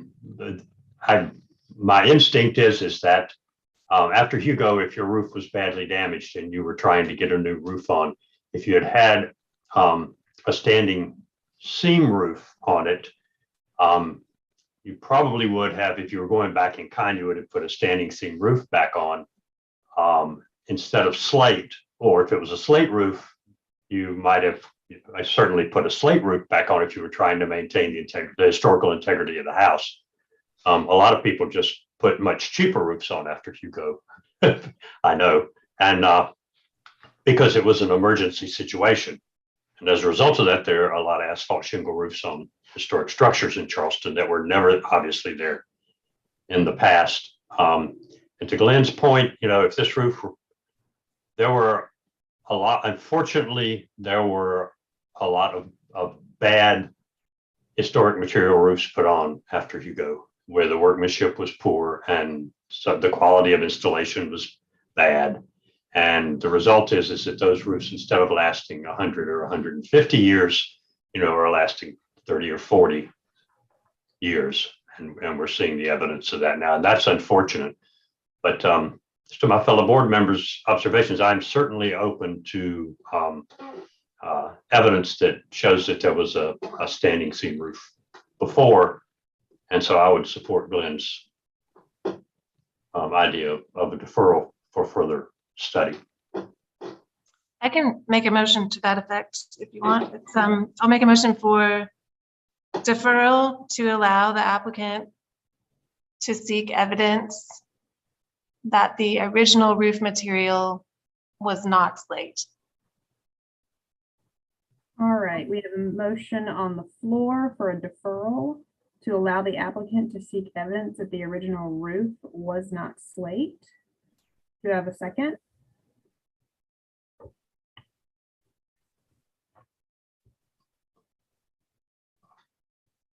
Fillmore, I'll second.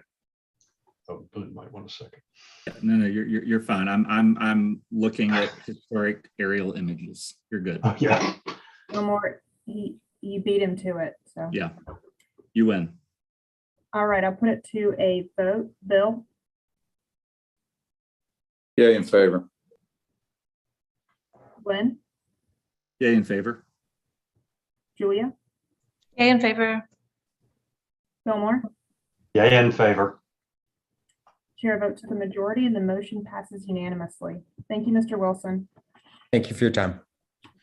Okay, agenda item number 7, 26 Gibbs Street has been withdrawn for staff review. Now we are on agenda item number 8, 111 South Battery. Frankie, if you'll give us an introduction and overview, please. 111 South Battery is requesting preliminary approval for modifications based on the February 10th conceptual approval and requesting conceptual approval for the revised fence and wall. Just as a brief refresher, because I know you guys looked at it not long ago, this location on South Battery, the existing home, looking up and down South Battery. And since we're going to be talking about some gates, these are a few examples of gates that Allison took on South Battery. This is the Sanborn maps for the house. And I will turn it over to the applicant.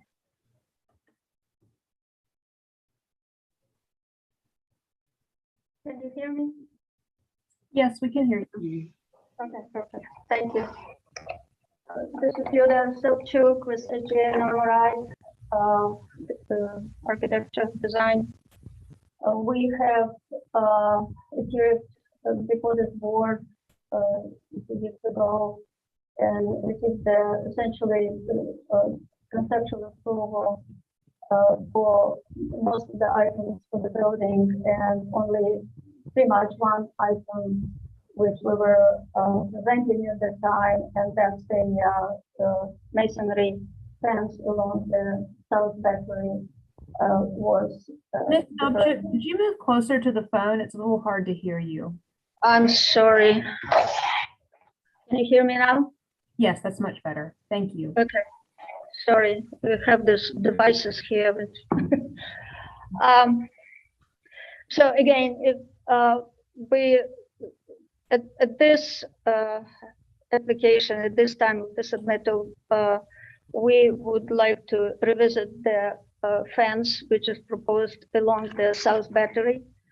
Originally, we have shown the fully masonry fence, and if we can go to sheet A5.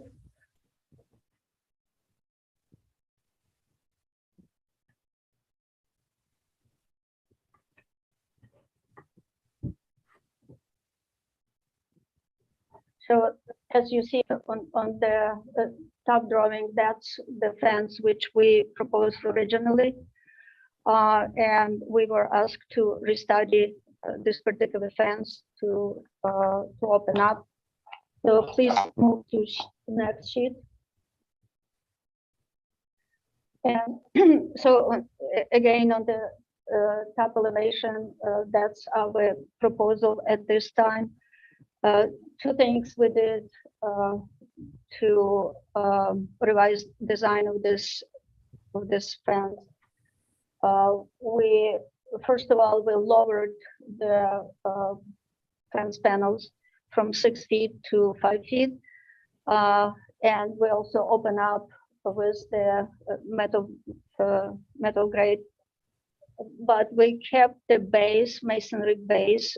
That was one of the issues we were discussing as far as the flooding of that area, and hopefully that will help with the flooding of the front yard. If we move to the sheet A9.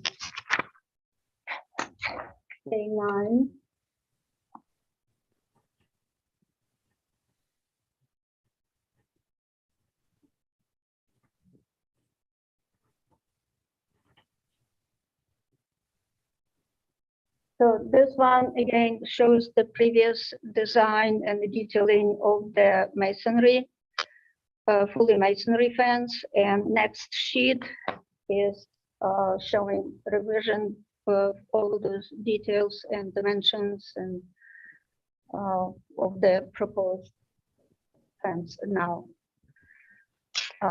So basically, that concludes my presentation at this point.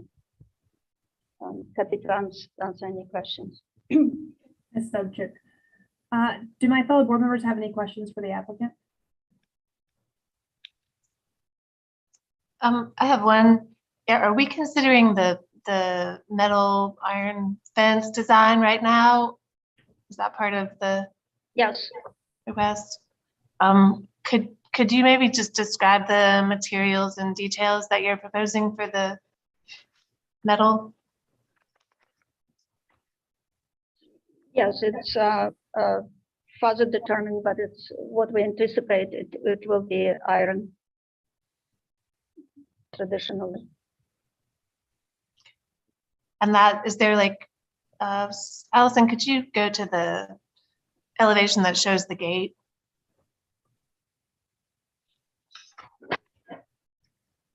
Is that? Yeah, go ahead. Yeah, that's correct sheet. Okay, and am I seeing like a letter M incorporated somehow? Yes, yes. The owner of this property is owner of the Munford Group. It's a hotel development. So he felt like he would like to have that M representing him. Thank you.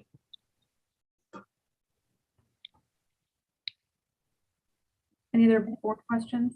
Fillmore? Fillmore Wilson here. I have one quick question. The drive gate, is it a swing gate? No, it's a sliding gate. It will slide behind the fence. It's too big to slide. Yes, okay. So it's a sliding gate. Okay. Thank you.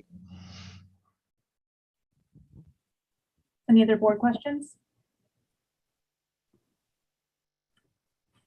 All right, we'll move on to public comment. Allison, do we have anyone speaking? We have April Wood from Historic Charleston. April Wood, Historic Charleston Foundation. HCF has reviewed the application for modifications based on the February 10th BAR meeting results, and we thank the applicant for reaching out to us on this matter. We believe that the applicant has met the requirements of the board. Our only remaining concern is the proposed monogram on the ironwork. This is a historic structure that should last for several generations beyond the current ownership. The current owner, therefore, is a temporary steward for this house. The monogram does not enhance the preservation of the property and will not likely be compatible for future owners of 111 South Battery. We recommend approval of the application, but denial of the monogram on the ironwork. Thank you. Thank you, April. Allison, do we have anyone else speaking? No, that's it. Okay, and there are no written comments on this application. So Frankie, if you'll give us the staff comments and recommendations, please.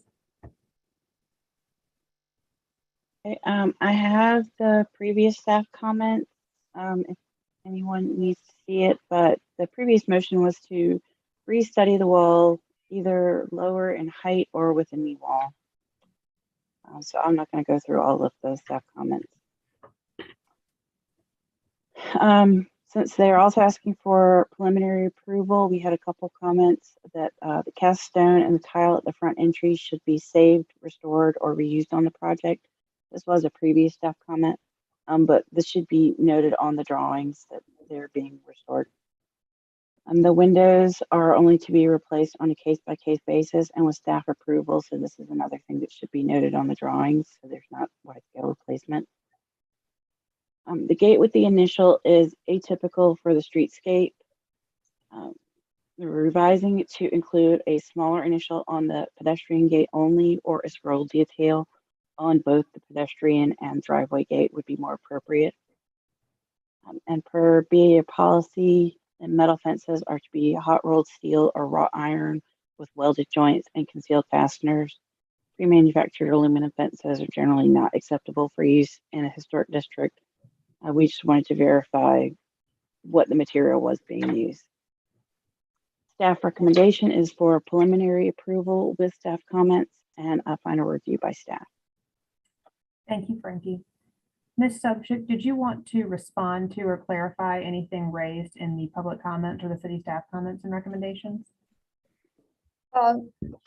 Very quickly, I on sheet 810, there is a response to Bar's staff from the previous. So 1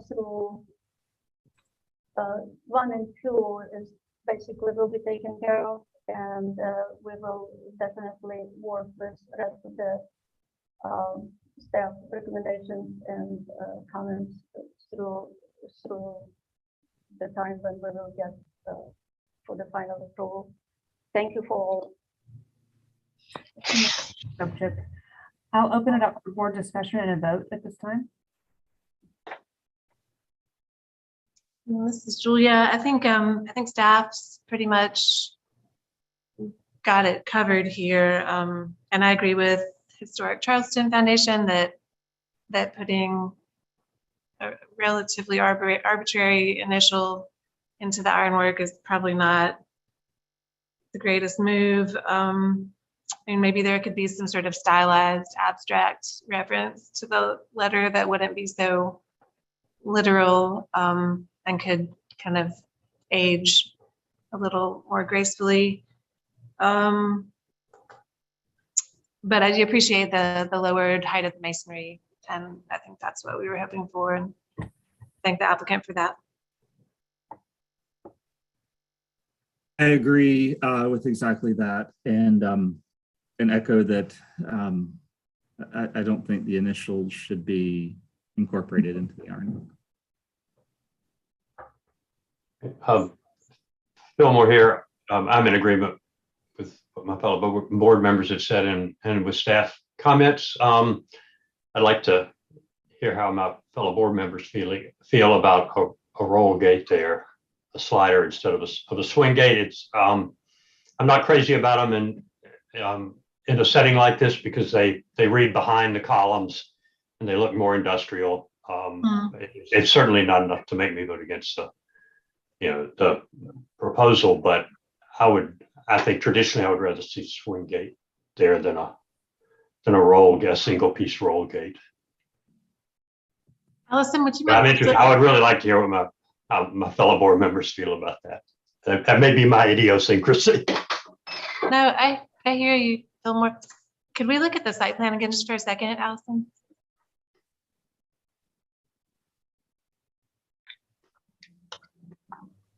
And it probably would stay open a lot of time, so it's a good thing to consider.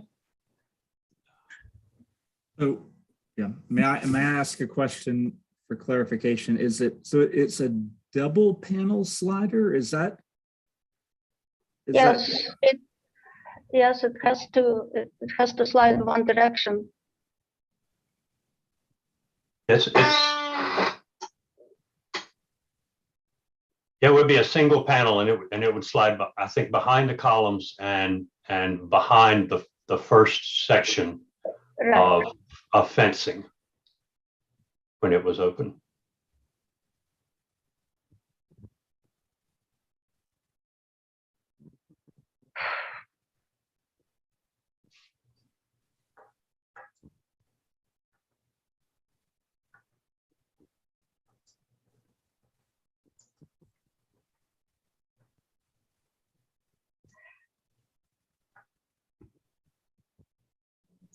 Again, I think swing would be more traditional and preferable. I don't know if they're trying to squeeze 2 cars in there. I don't know what that additional gate, what the limitations are there, if that could be shifted back. I don't know. And they have 11 feet clear with swing gates. You're gonna lose 2 or 3 inches on each side, probably, right, Glenn? I think. Yeah. And so it cuts it down. And I mean, a 10.5 foot opening is, you can certainly drive a pickup truck through it, but it's a little tight. And so, but even with a slide gate there, it's still an 11 foot opening with a slide gate. It just would be, with swing gates, it would be, 6 inches less probably.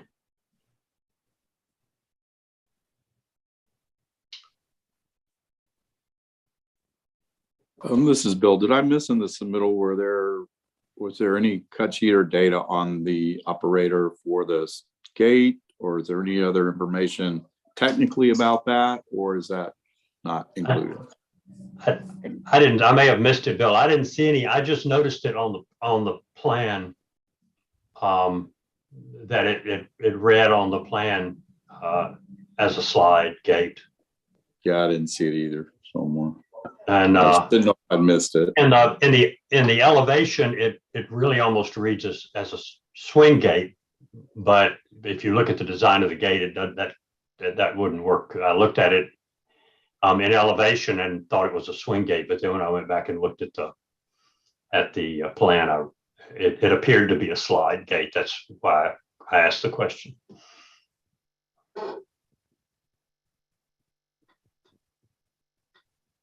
I'd be willing to entertain, whatever review of the design of the gate, but I would think for me, the visible apparatus of operating the gate is something we would also be able to review and approve, and it may or may not warrant approval of a certain type of operating gate. So if we don't have that data, I'm not prepared to say a rolling gate is okay or not okay. But I would be willing to review the design aspects of the gate and the metalwork. Just defer that point right now.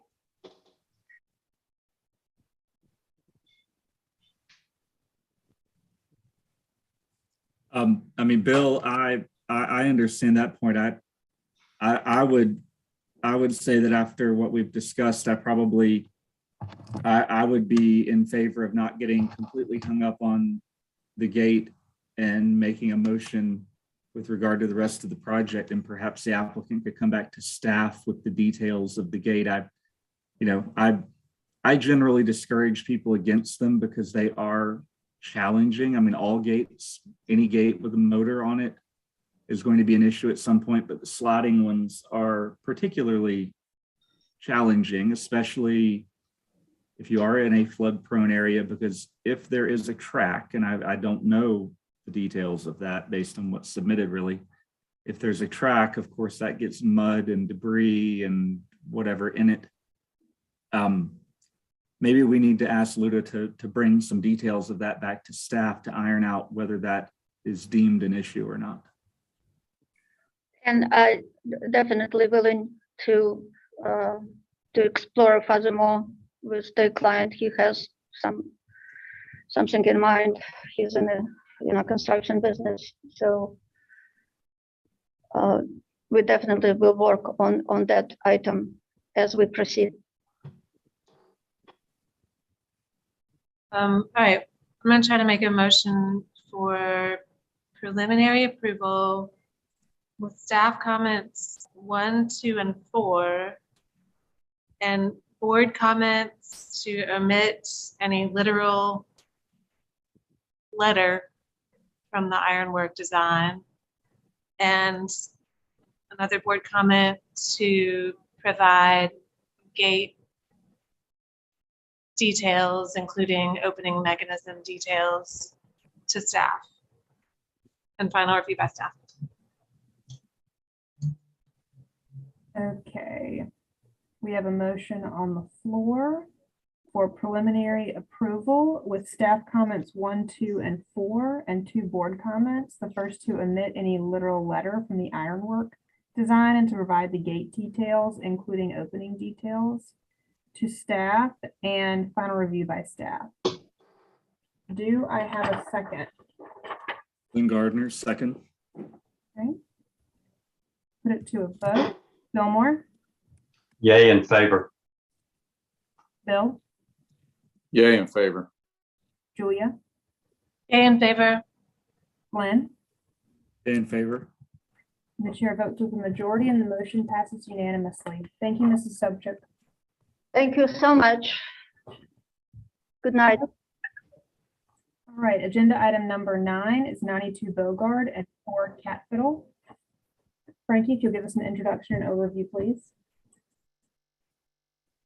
Okay, this project, let me read first and then I'll explain. 92 Bogart and 4 Catfiddle is requesting final approval for the new construction of 2 single-family residences as previously approved by BAR on November 14th, 2019. It is incorporating select refinements of material and details. So this project received final approval in November of 2019. They applied to get permits in either November or December of last year. So they had just lapsed their 2-year approval when they came in, which unfortunately meant they were also not able to merely apply for an extension. And so they're trying to reapprove the previous approval with these few changes. A little context, this is the location of the sites of Bogard. Existing site photos and views down Bogard Street. And then this is a plan of the Catfiddle PUD. And with that, I will turn it over to the applicants. Hello, can you guys hear me? Yes, we can. I'm Julie O'Connor. I'm the designer for this project. And as Frankie said, there was kind of a delay in getting under construction with this. And so we're back to seek approval again for a lapsed approval. Could you go to the next slide, please, Frankie? Next slide, please. Keep going. can you get to the drawing that has the highlighted changes on it for me, please?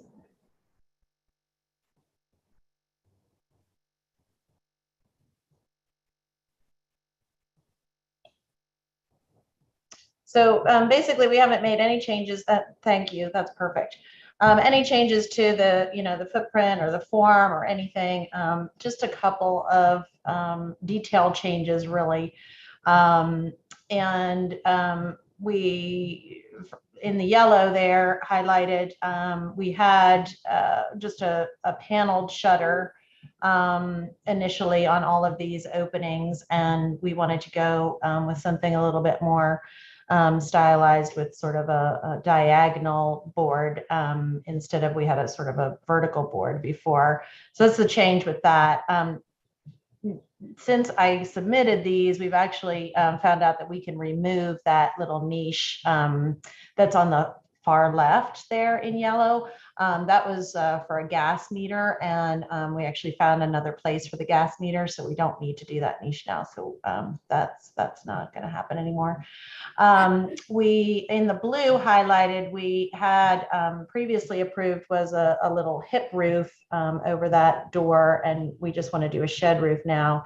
And then we actually ended up having a custom made planter for the Bogard Street house there. And so that was just a slight refinement of the design of that. And then highlighted in green, that was a window in the original, and we'd like to do a set of French doors to match the other set of French doors on that elevation instead. And then the last change is the orange highlighted. We ended up needing to do another parapet wall that would terminate the Bogard Street house, so that it would be its own structure fully. Initially, before we had them connected, and that little porch connected right into the cat fiddle, but we just added an additional little parapet so that the Bogard Street house would be its own house, and then the Fort Cat Fiddle would be its own. And so essentially, nothing else has changed on the design. We would love for you to give us final approval, and we'd really love it if you did not do final details to staff so that we can go ahead and apply for the permit. So that's it. Thank you, Julie. Do my fellow board members have any questions for the applicant? All right, do we have any public comment, Allison? We do not. All right, if you'll give us city staff comments and recommendations, please. Frankie?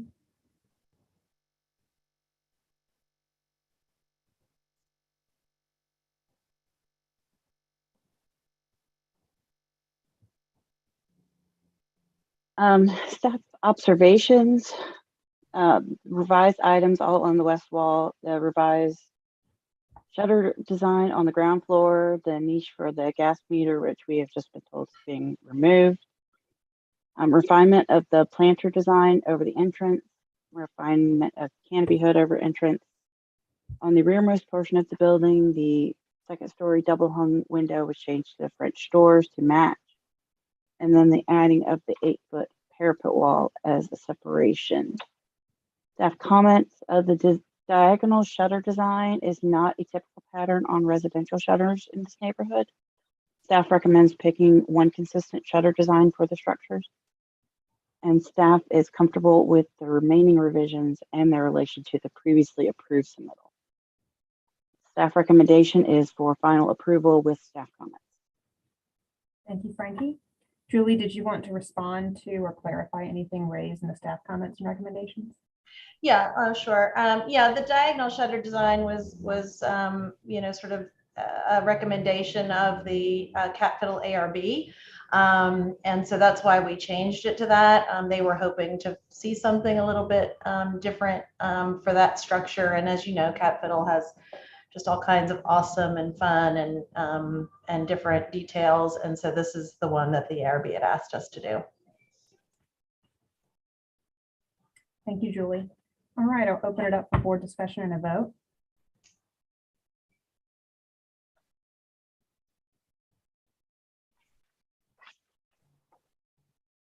This is Bill. I'll jump in real quick. Yeah, I agree with staff's comments and recommendation.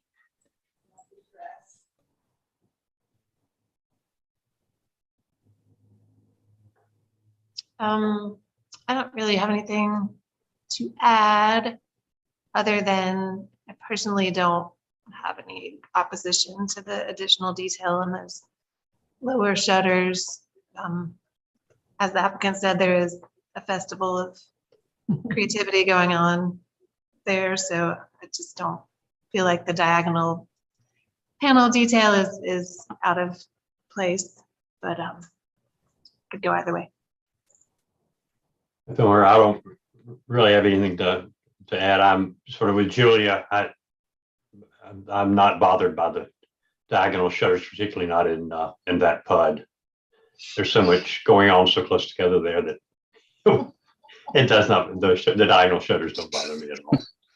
This is Lindsay. I'm in agreement with my fellow board members, and I walk over there often, and I agree. There's a lot of different elements going on over there, so I'm okay with this. It's Glenn. I really feel the same way. I think one more layer of icing in this festival is not necessarily a bad thing. It is what it is. So I'll make a motion for final approval, and I'm done. All right, we have a motion on the floor for final approval. Do I have a second? Glenn, second. All right, I'll put it to a vote. Fillmore, Yay in favor. Bill, Yay in favor. Julia, Yay in favor. Glenn. Yay in favor. Your vote to the majority and the motion passes unanimously. Thank you. Thank you. All right, agenda item number 10, 40 Charlotte Street. Frankie, if you'll give us an introduction and overview, please. 40 Charlotte Street is requesting alteration of hardscape elements. This is the location of the property on Charlotte Street. Some views of the existing home. Looking up and down Charlotte.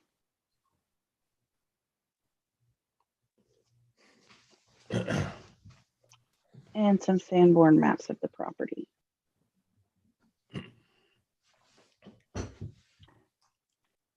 And with that, I will turn it over to the applicant. Thank you, Frankie. Hello, everyone. Thank you for your time this evening. My name is John Henry Tecklenburg. I'm with John Henry Designs, and this is our 40 Charlotte Street project, which is an exterior landscape and garden design project. So as you can see, the front page, main house, top picture, and 1831 house. And the bottom is a view of into the driveway, which is primarily the main viewpoint into the space in which we will be working in the proposed site designs. Next slide, please. Here's some views looking down the driveway from the opposite angle from inside the property. Top left is about halfway down into the driveway, and the top right picture is standing about all the way back from the property by the rear brick wall. The bottom left shows that brick wall looking back towards the rear of the property, and the bottom right is a view towards the left side of the property. Next, please. Okay, and a few more views. Top left is looking alongside the brick wall to the right side of the property, and top right towards the kitchen and the main house. And the major thing which we'll be talking about is this existing non-historic existing hardscape, which was installed around 1990, is just kind of a standard brick paver. So it mostly runs along the kitchen house, which is the bottom right picture, about 3 feet or so there, and then along down the driveway, which we'll see on the survey. So if we can go to the next slide, please. This shows the existing hardscape with kind of alongside the kitchen house and along the front driveway there down to the road. So next slide, please. Let's see. Okay, so here is a drawing of the proposed site plan, including existing main house, kitchen house, and existing patio garden behind, which is located behind the kitchen house. But it also includes the additional, the new paving, the Serpentine Wall design, the new wall design, and the whole garden area, which we plan to develop. Next slide, please. This drawing shows the original dimensions of the opening of the driveway, which is about 10 feet. And so that will be consistent and there will be no changes there. There is an original gate there, which we are leaving, and the columns are all staying the same. So this is just for the hardscape area, and this and about 15 feet or so it widens to about 14 feet going down, and that is all being consistent and staying the same. Next slide, please.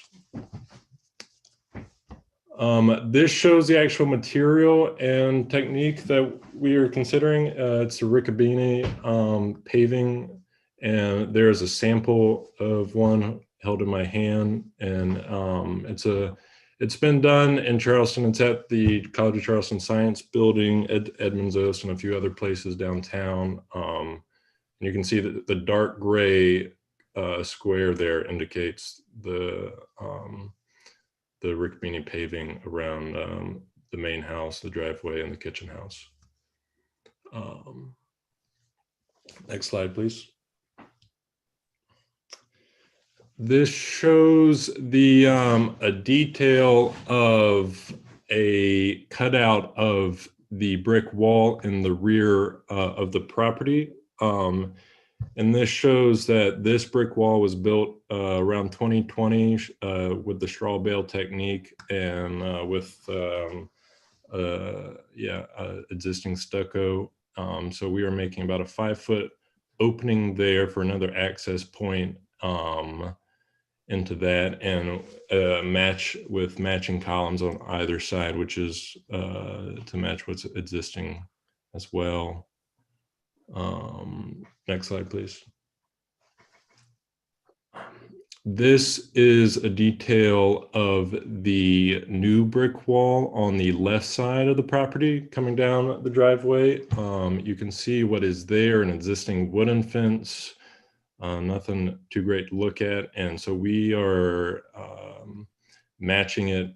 You can see on the opposite by the kitchen house is an 8-inch wall with brick coping stucco finish that is going to be what we were going after, about 6 feet high or so, which you can see with the brick coping.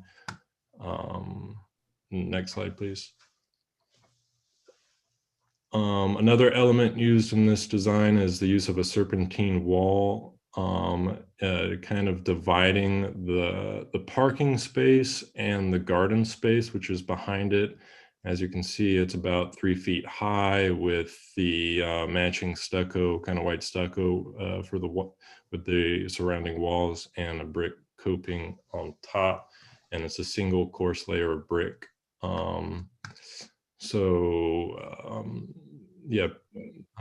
Next slide, please. And finally, this is the, no, wait, I think we skipped one. Frankie, can you go back one? Thank you. This shows there's one element which we would like to change the direction of the staircase pointing out towards the garden. This kitchen porch has been approved by an earlier board meeting, and the only thing we're trying to do here is change the direction of the steps. So next slide, please. And the final element, which we're considering, is the real feature. And this is a kind of, this is a feature will be embedded in the Riccobene paving and will blend in, and it's provide sustainable runoff water solutions for drainage purposes. So it's be like a little 4-inch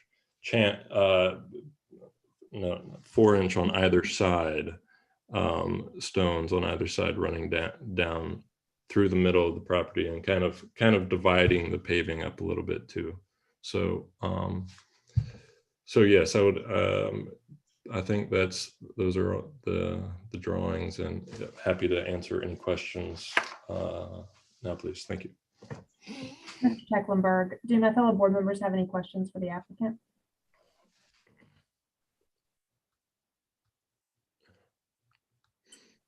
All right, we'll move on to public comment.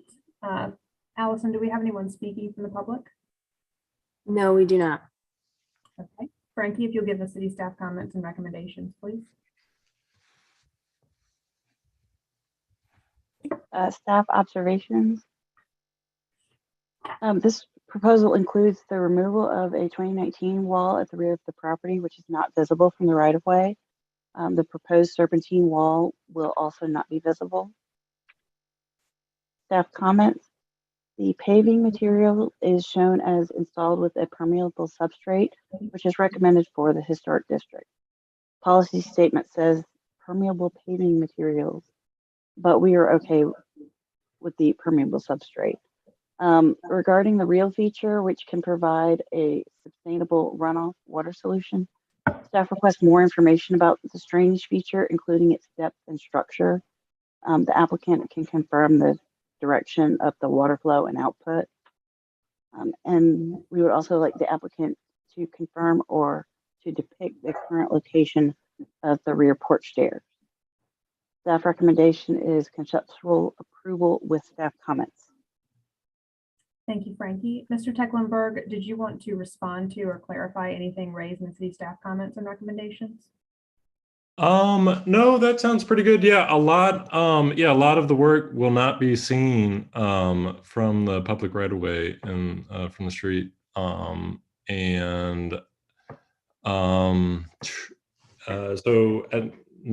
at this time, no. So thank you. I appreciate it. Thank you, Mr. Tecklenburg. All right, I'll open it up for board discussion and a vote at this time.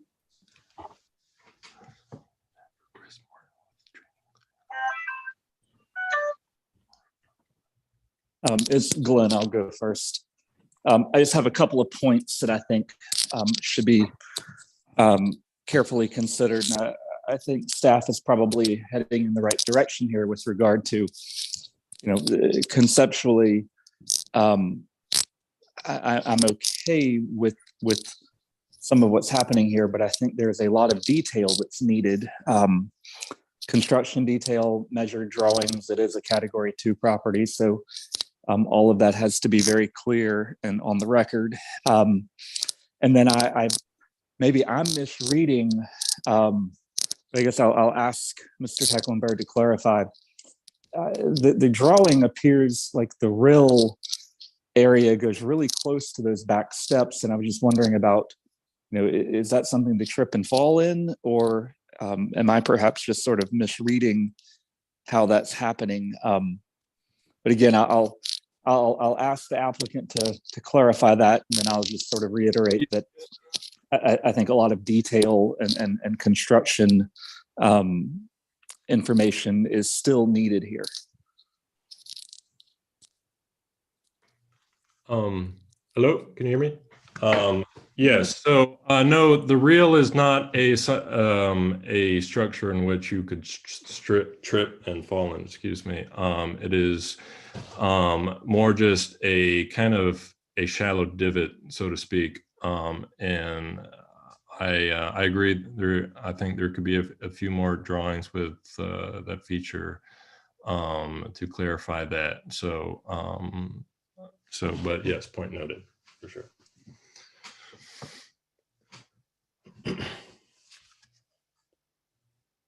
This is Bill. I'll go ahead and jump in. I agree with several of the comments made by Glenn.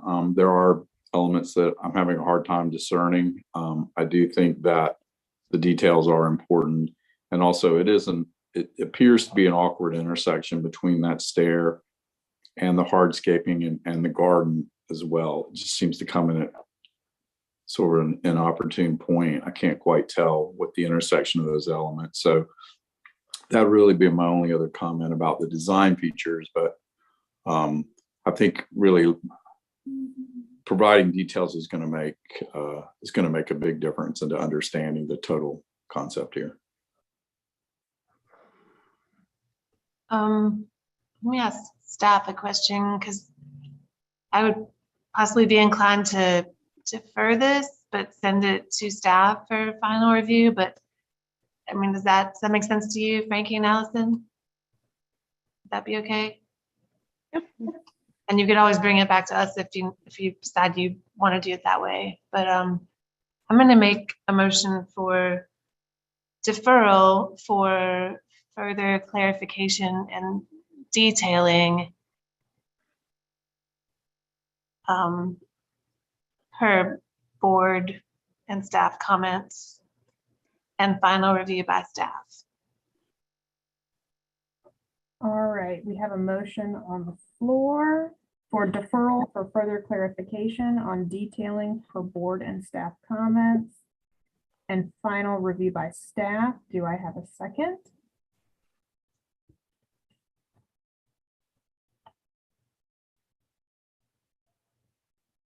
Yeah, I see Bill. I'll second. All right, put it to a vote. Fillmore, Yay in favor. Glenn, Yay in favor. Julia, Yay in favor. Bill. Yeah, in favor. The chair votes with the majority and the motion passes unanimously. Thank you, Mr. Tecklenburg. Thank you. This final agenda item, both myself and Julia are recusing ourselves. I am going to turn it over to my vice chair, Glenn Gardner, to handle this portion of the meeting. So Frankie, if you would remove Julia and I from the meeting.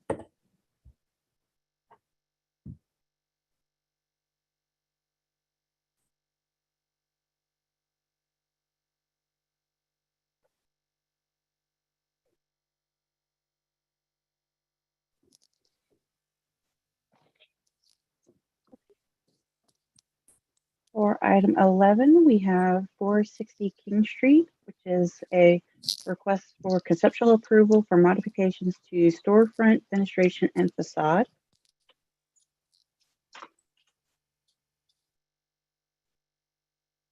This is the location at the corner of King and Ann. Some existing site photos.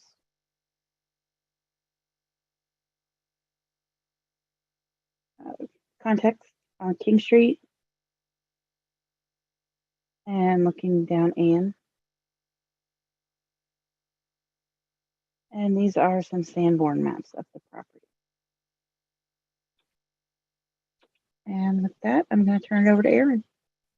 Hi, can you all hear me okay? All right.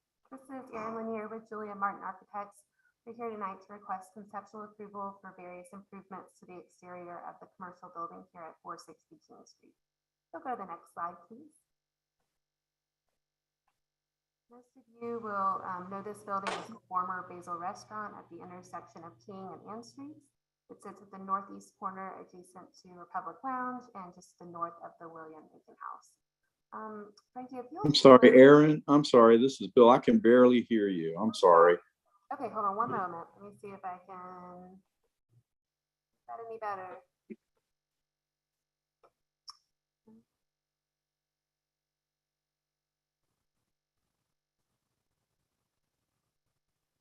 Can you hear me now, Bill?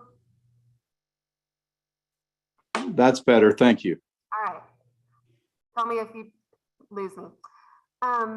So Frankie, if you'll flip to sheet 3, I'm going to talk about the history of the building, and then we'll come back and look at the existing conditions.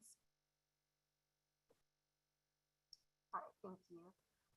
It has been a bit of a challenge to piece together the evolution of this corner and this structure, but we know this property was owned by the Robinson family, who operated a toy and bicycle shop here from 1888 until the early 1990s. According to the Sanborn maps, there was an older building in this location until at least 1902, which was subsequently replaced probably in the late 1920s or 30s by the current structure. The original appearance of that 1930s building was quite different from the way it looks today, and we see glimpses of that in the 2 photos at the top here. The photo on the left was taken around 1940 and shows 460 at the far right, where you can see a darker brick facade, metal windows at the 2nd floor, and a narrow cornice above the storefront with a striped awning. The picture on the right shows the N Street facade in 1969, and here again we can see the darker brick, a tall storefront, and 2nd floor windows. Sometime between 1969 and 1977, the building was transformed to look like what you see in the bottom images. The yellow brick and concrete block are added, the storefront has been rebuilt, and the windows at the 2nd floor have been covered with stucco panels. After the bike store closed, the 1st floor became a Huddle House restaurant and then was more recently Basil Restaurant. So if you want to go back 1 sheet to the existing conditions. This is how the building looks today, which has been further altered since those photos were taken in the 1990s. Around 2015, the 2nd floor of this building was significantly renovated as office space, and at that time, new windows were introduced at the 2nd floor, and the stucco was covered with Aluka Bond metal panels. A large GFRC cornice was also added to the top of the building. So it's a bit of a hodgepodge at this point, certainly a far cry from the original 1930s structure.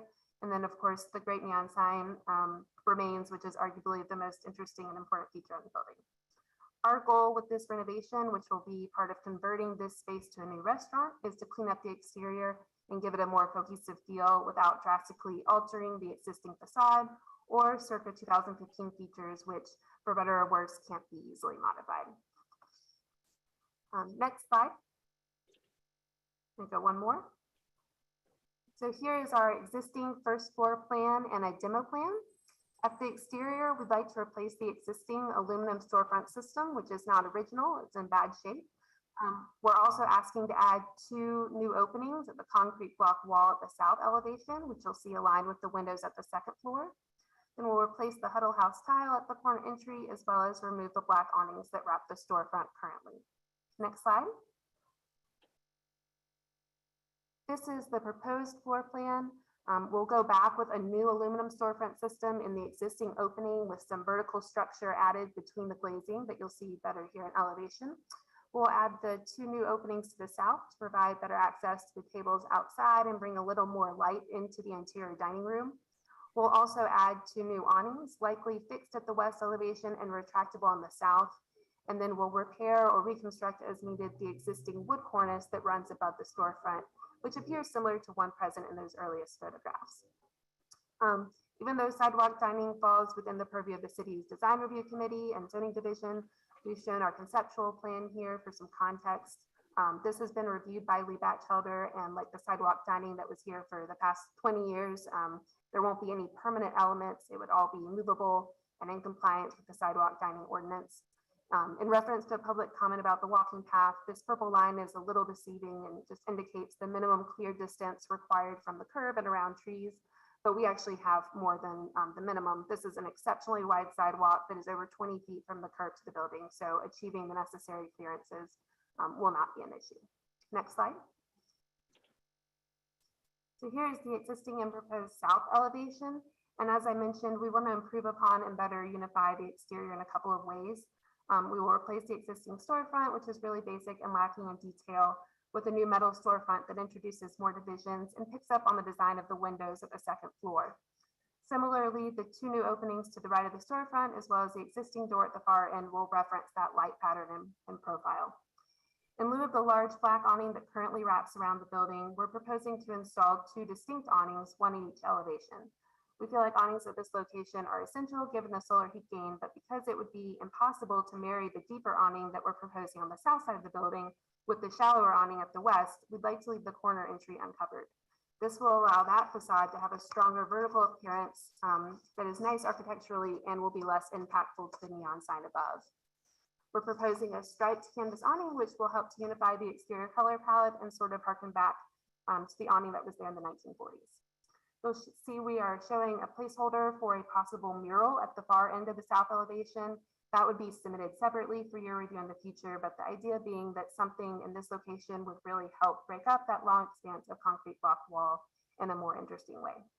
And then lastly, we'd like to simplify the color scheme on the building by repainting the concrete block to better match the color of the yellow brick, as well as painting the large cornice at the top of the building, the storefront cornice, and the sign background a medium gray color that would also be featured in the striped awnings. Next slide.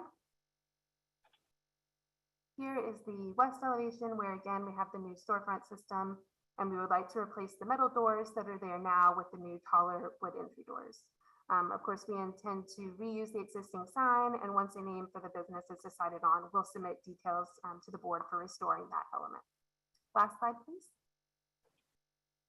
So I'll just end with some 3D renderings, which really convey the full scope of these improvements. Our hope is that the changes presented tonight will better activate this corner and particularly the Ann Street sidewalk, which leaves a lot to be desired in its current state. The owners are really excited about this project, as are we, and we hope you'll see fit to grant conceptual approval for this design. Thank you. Thank you, Erin. Is there any public comment for this application? So Glenn, we have a written comment. You just let me know if you want to read it or if you'd like me to read it. I have it here. I'm happy to read that. Okay. So we have one written comment. It is from Ferris Kaplan at 47 Chapel Street. And it reads, as a local resident, I'm concerned about the request for permanent outdoor seating. There doesn't seem to be enough room on the sidewalk for pedestrians to get by the planter boxes, trees, and bikes unless in single file. With patrons pulling out chairs or pedestrians walking dogs or walking side by side, the space is left too narrow. Please reject this plan or set more reasonable modifications so we don't lose more space to safely walk on the public sidewalk. So we've read that into the record. I would ask, I guess, if the applicant has a clarification of that, because I believe I heard the applicant mention that it was temporary or not permanent installation on the sidewalk. So, Erin, is there anything that you need to clarify for response to that letter? There's no permanent fixtures that will occur on the sidewalk. This would follow all of the requirements set out by the city's sidewalk dining cafe regulations, which actually require that any kind of street furniture, sidewalk furniture be moved in at night. So it's not permanent in that sense in any way. Okay. Thank you. I mean, I would think, I don't see the applicant on the Zoom, so I would think your explanation would help with that, and then he could probably talk to another body at the city about the sidewalk dining if need be. Thank you. City staff.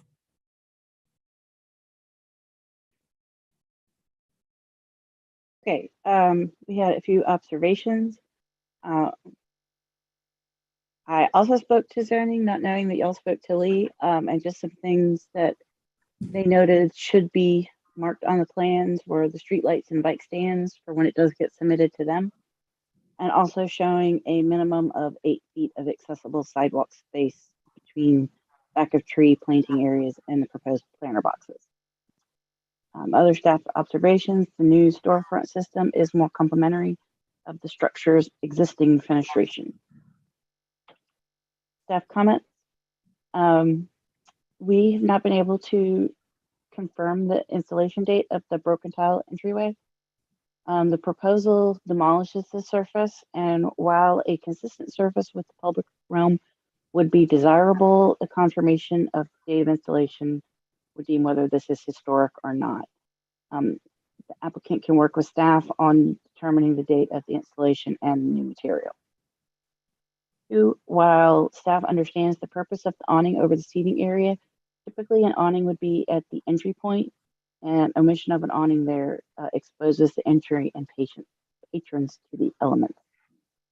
Alternatively, we would suggest omitting the awning at King Street in order to unify the King Street and entry facade. The neon sign and murals will both need to be approved by the board, and they should be submitted separately. We were presuming that those would have separate applicants. Staff recommendation is for conceptual approval with final review by staff, pending the zoning approval of the sidewalk dining.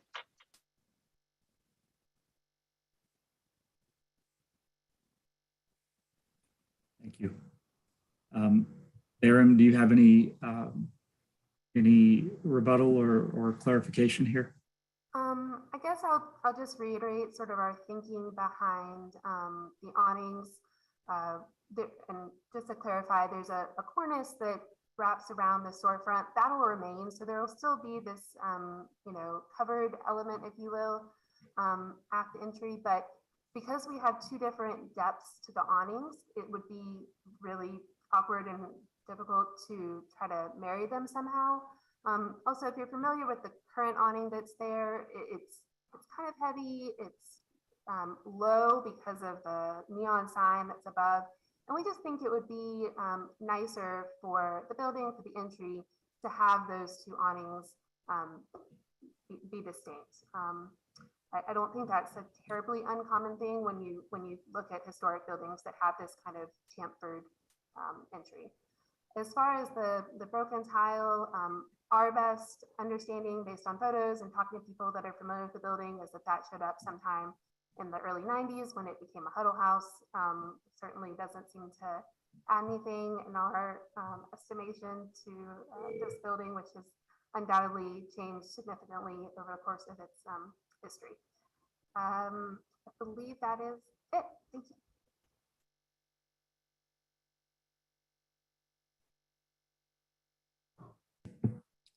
Thank you. Board discussion?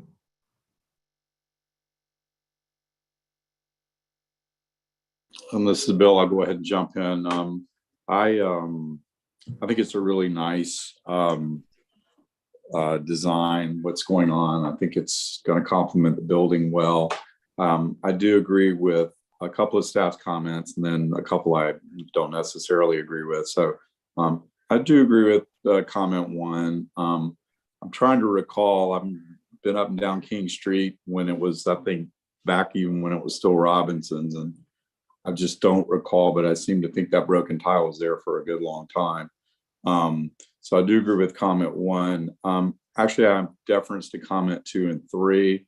I think the proposed awning configurations do complement the building well. And then I do agree with, obviously, comment 4 about the neon sign and mural to be approved separately. So I support the recommendation for approval by staff. And I support staff's comment number 1 and comment number 4. And also, obviously, knowing that the zoning approval of the sidewalk dining is a pending issue. But I believe it was this building and this location that actually sort of broke the mold on sidewalk dining in the first place. It was sort of the first building to sort of have that become a thing, and through any degree of deliberation, it became a more permanent thing because of the width of that sidewalk. It's almost made for it. So anyway, that's it.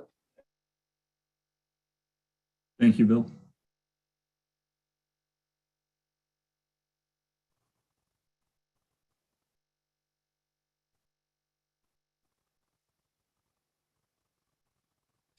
Bill Moore, anything? Yeah, I mean, Bill Moore here. I don't think I have anything to add. I'm inclined to agree with Bill's assessment of this. I'm kind of neutral on the. I mean, I like the awnings. I'm kind of neutral as to whether they should be continuous around, or I think having them over the sidewalk dining area and over the front door might look a little truncated. The separation in them doesn't particularly because of the impact of that vertical historic neon sign at the entryway. I think the interruption in the awnings visually doesn't bother me. So I'm with Bill on that. Well, that being said, I'm ready to go ahead and try to float a motion here. I was going to make a motion for conceptual approval with final review by staff pending zoning approval of the sidewalk dining with staff comments 1 and 4.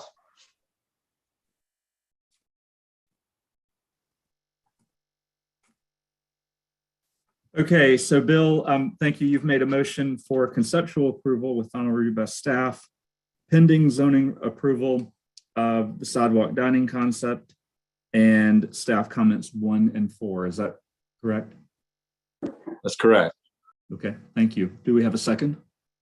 Fillmore, I'll second. Okay. Second by Fillmore. And as a formality, I will call for a vote. Fillmore? Yay in favor. Bill? Yay in favor. Chair votes with the majority and the motion passes 3-0.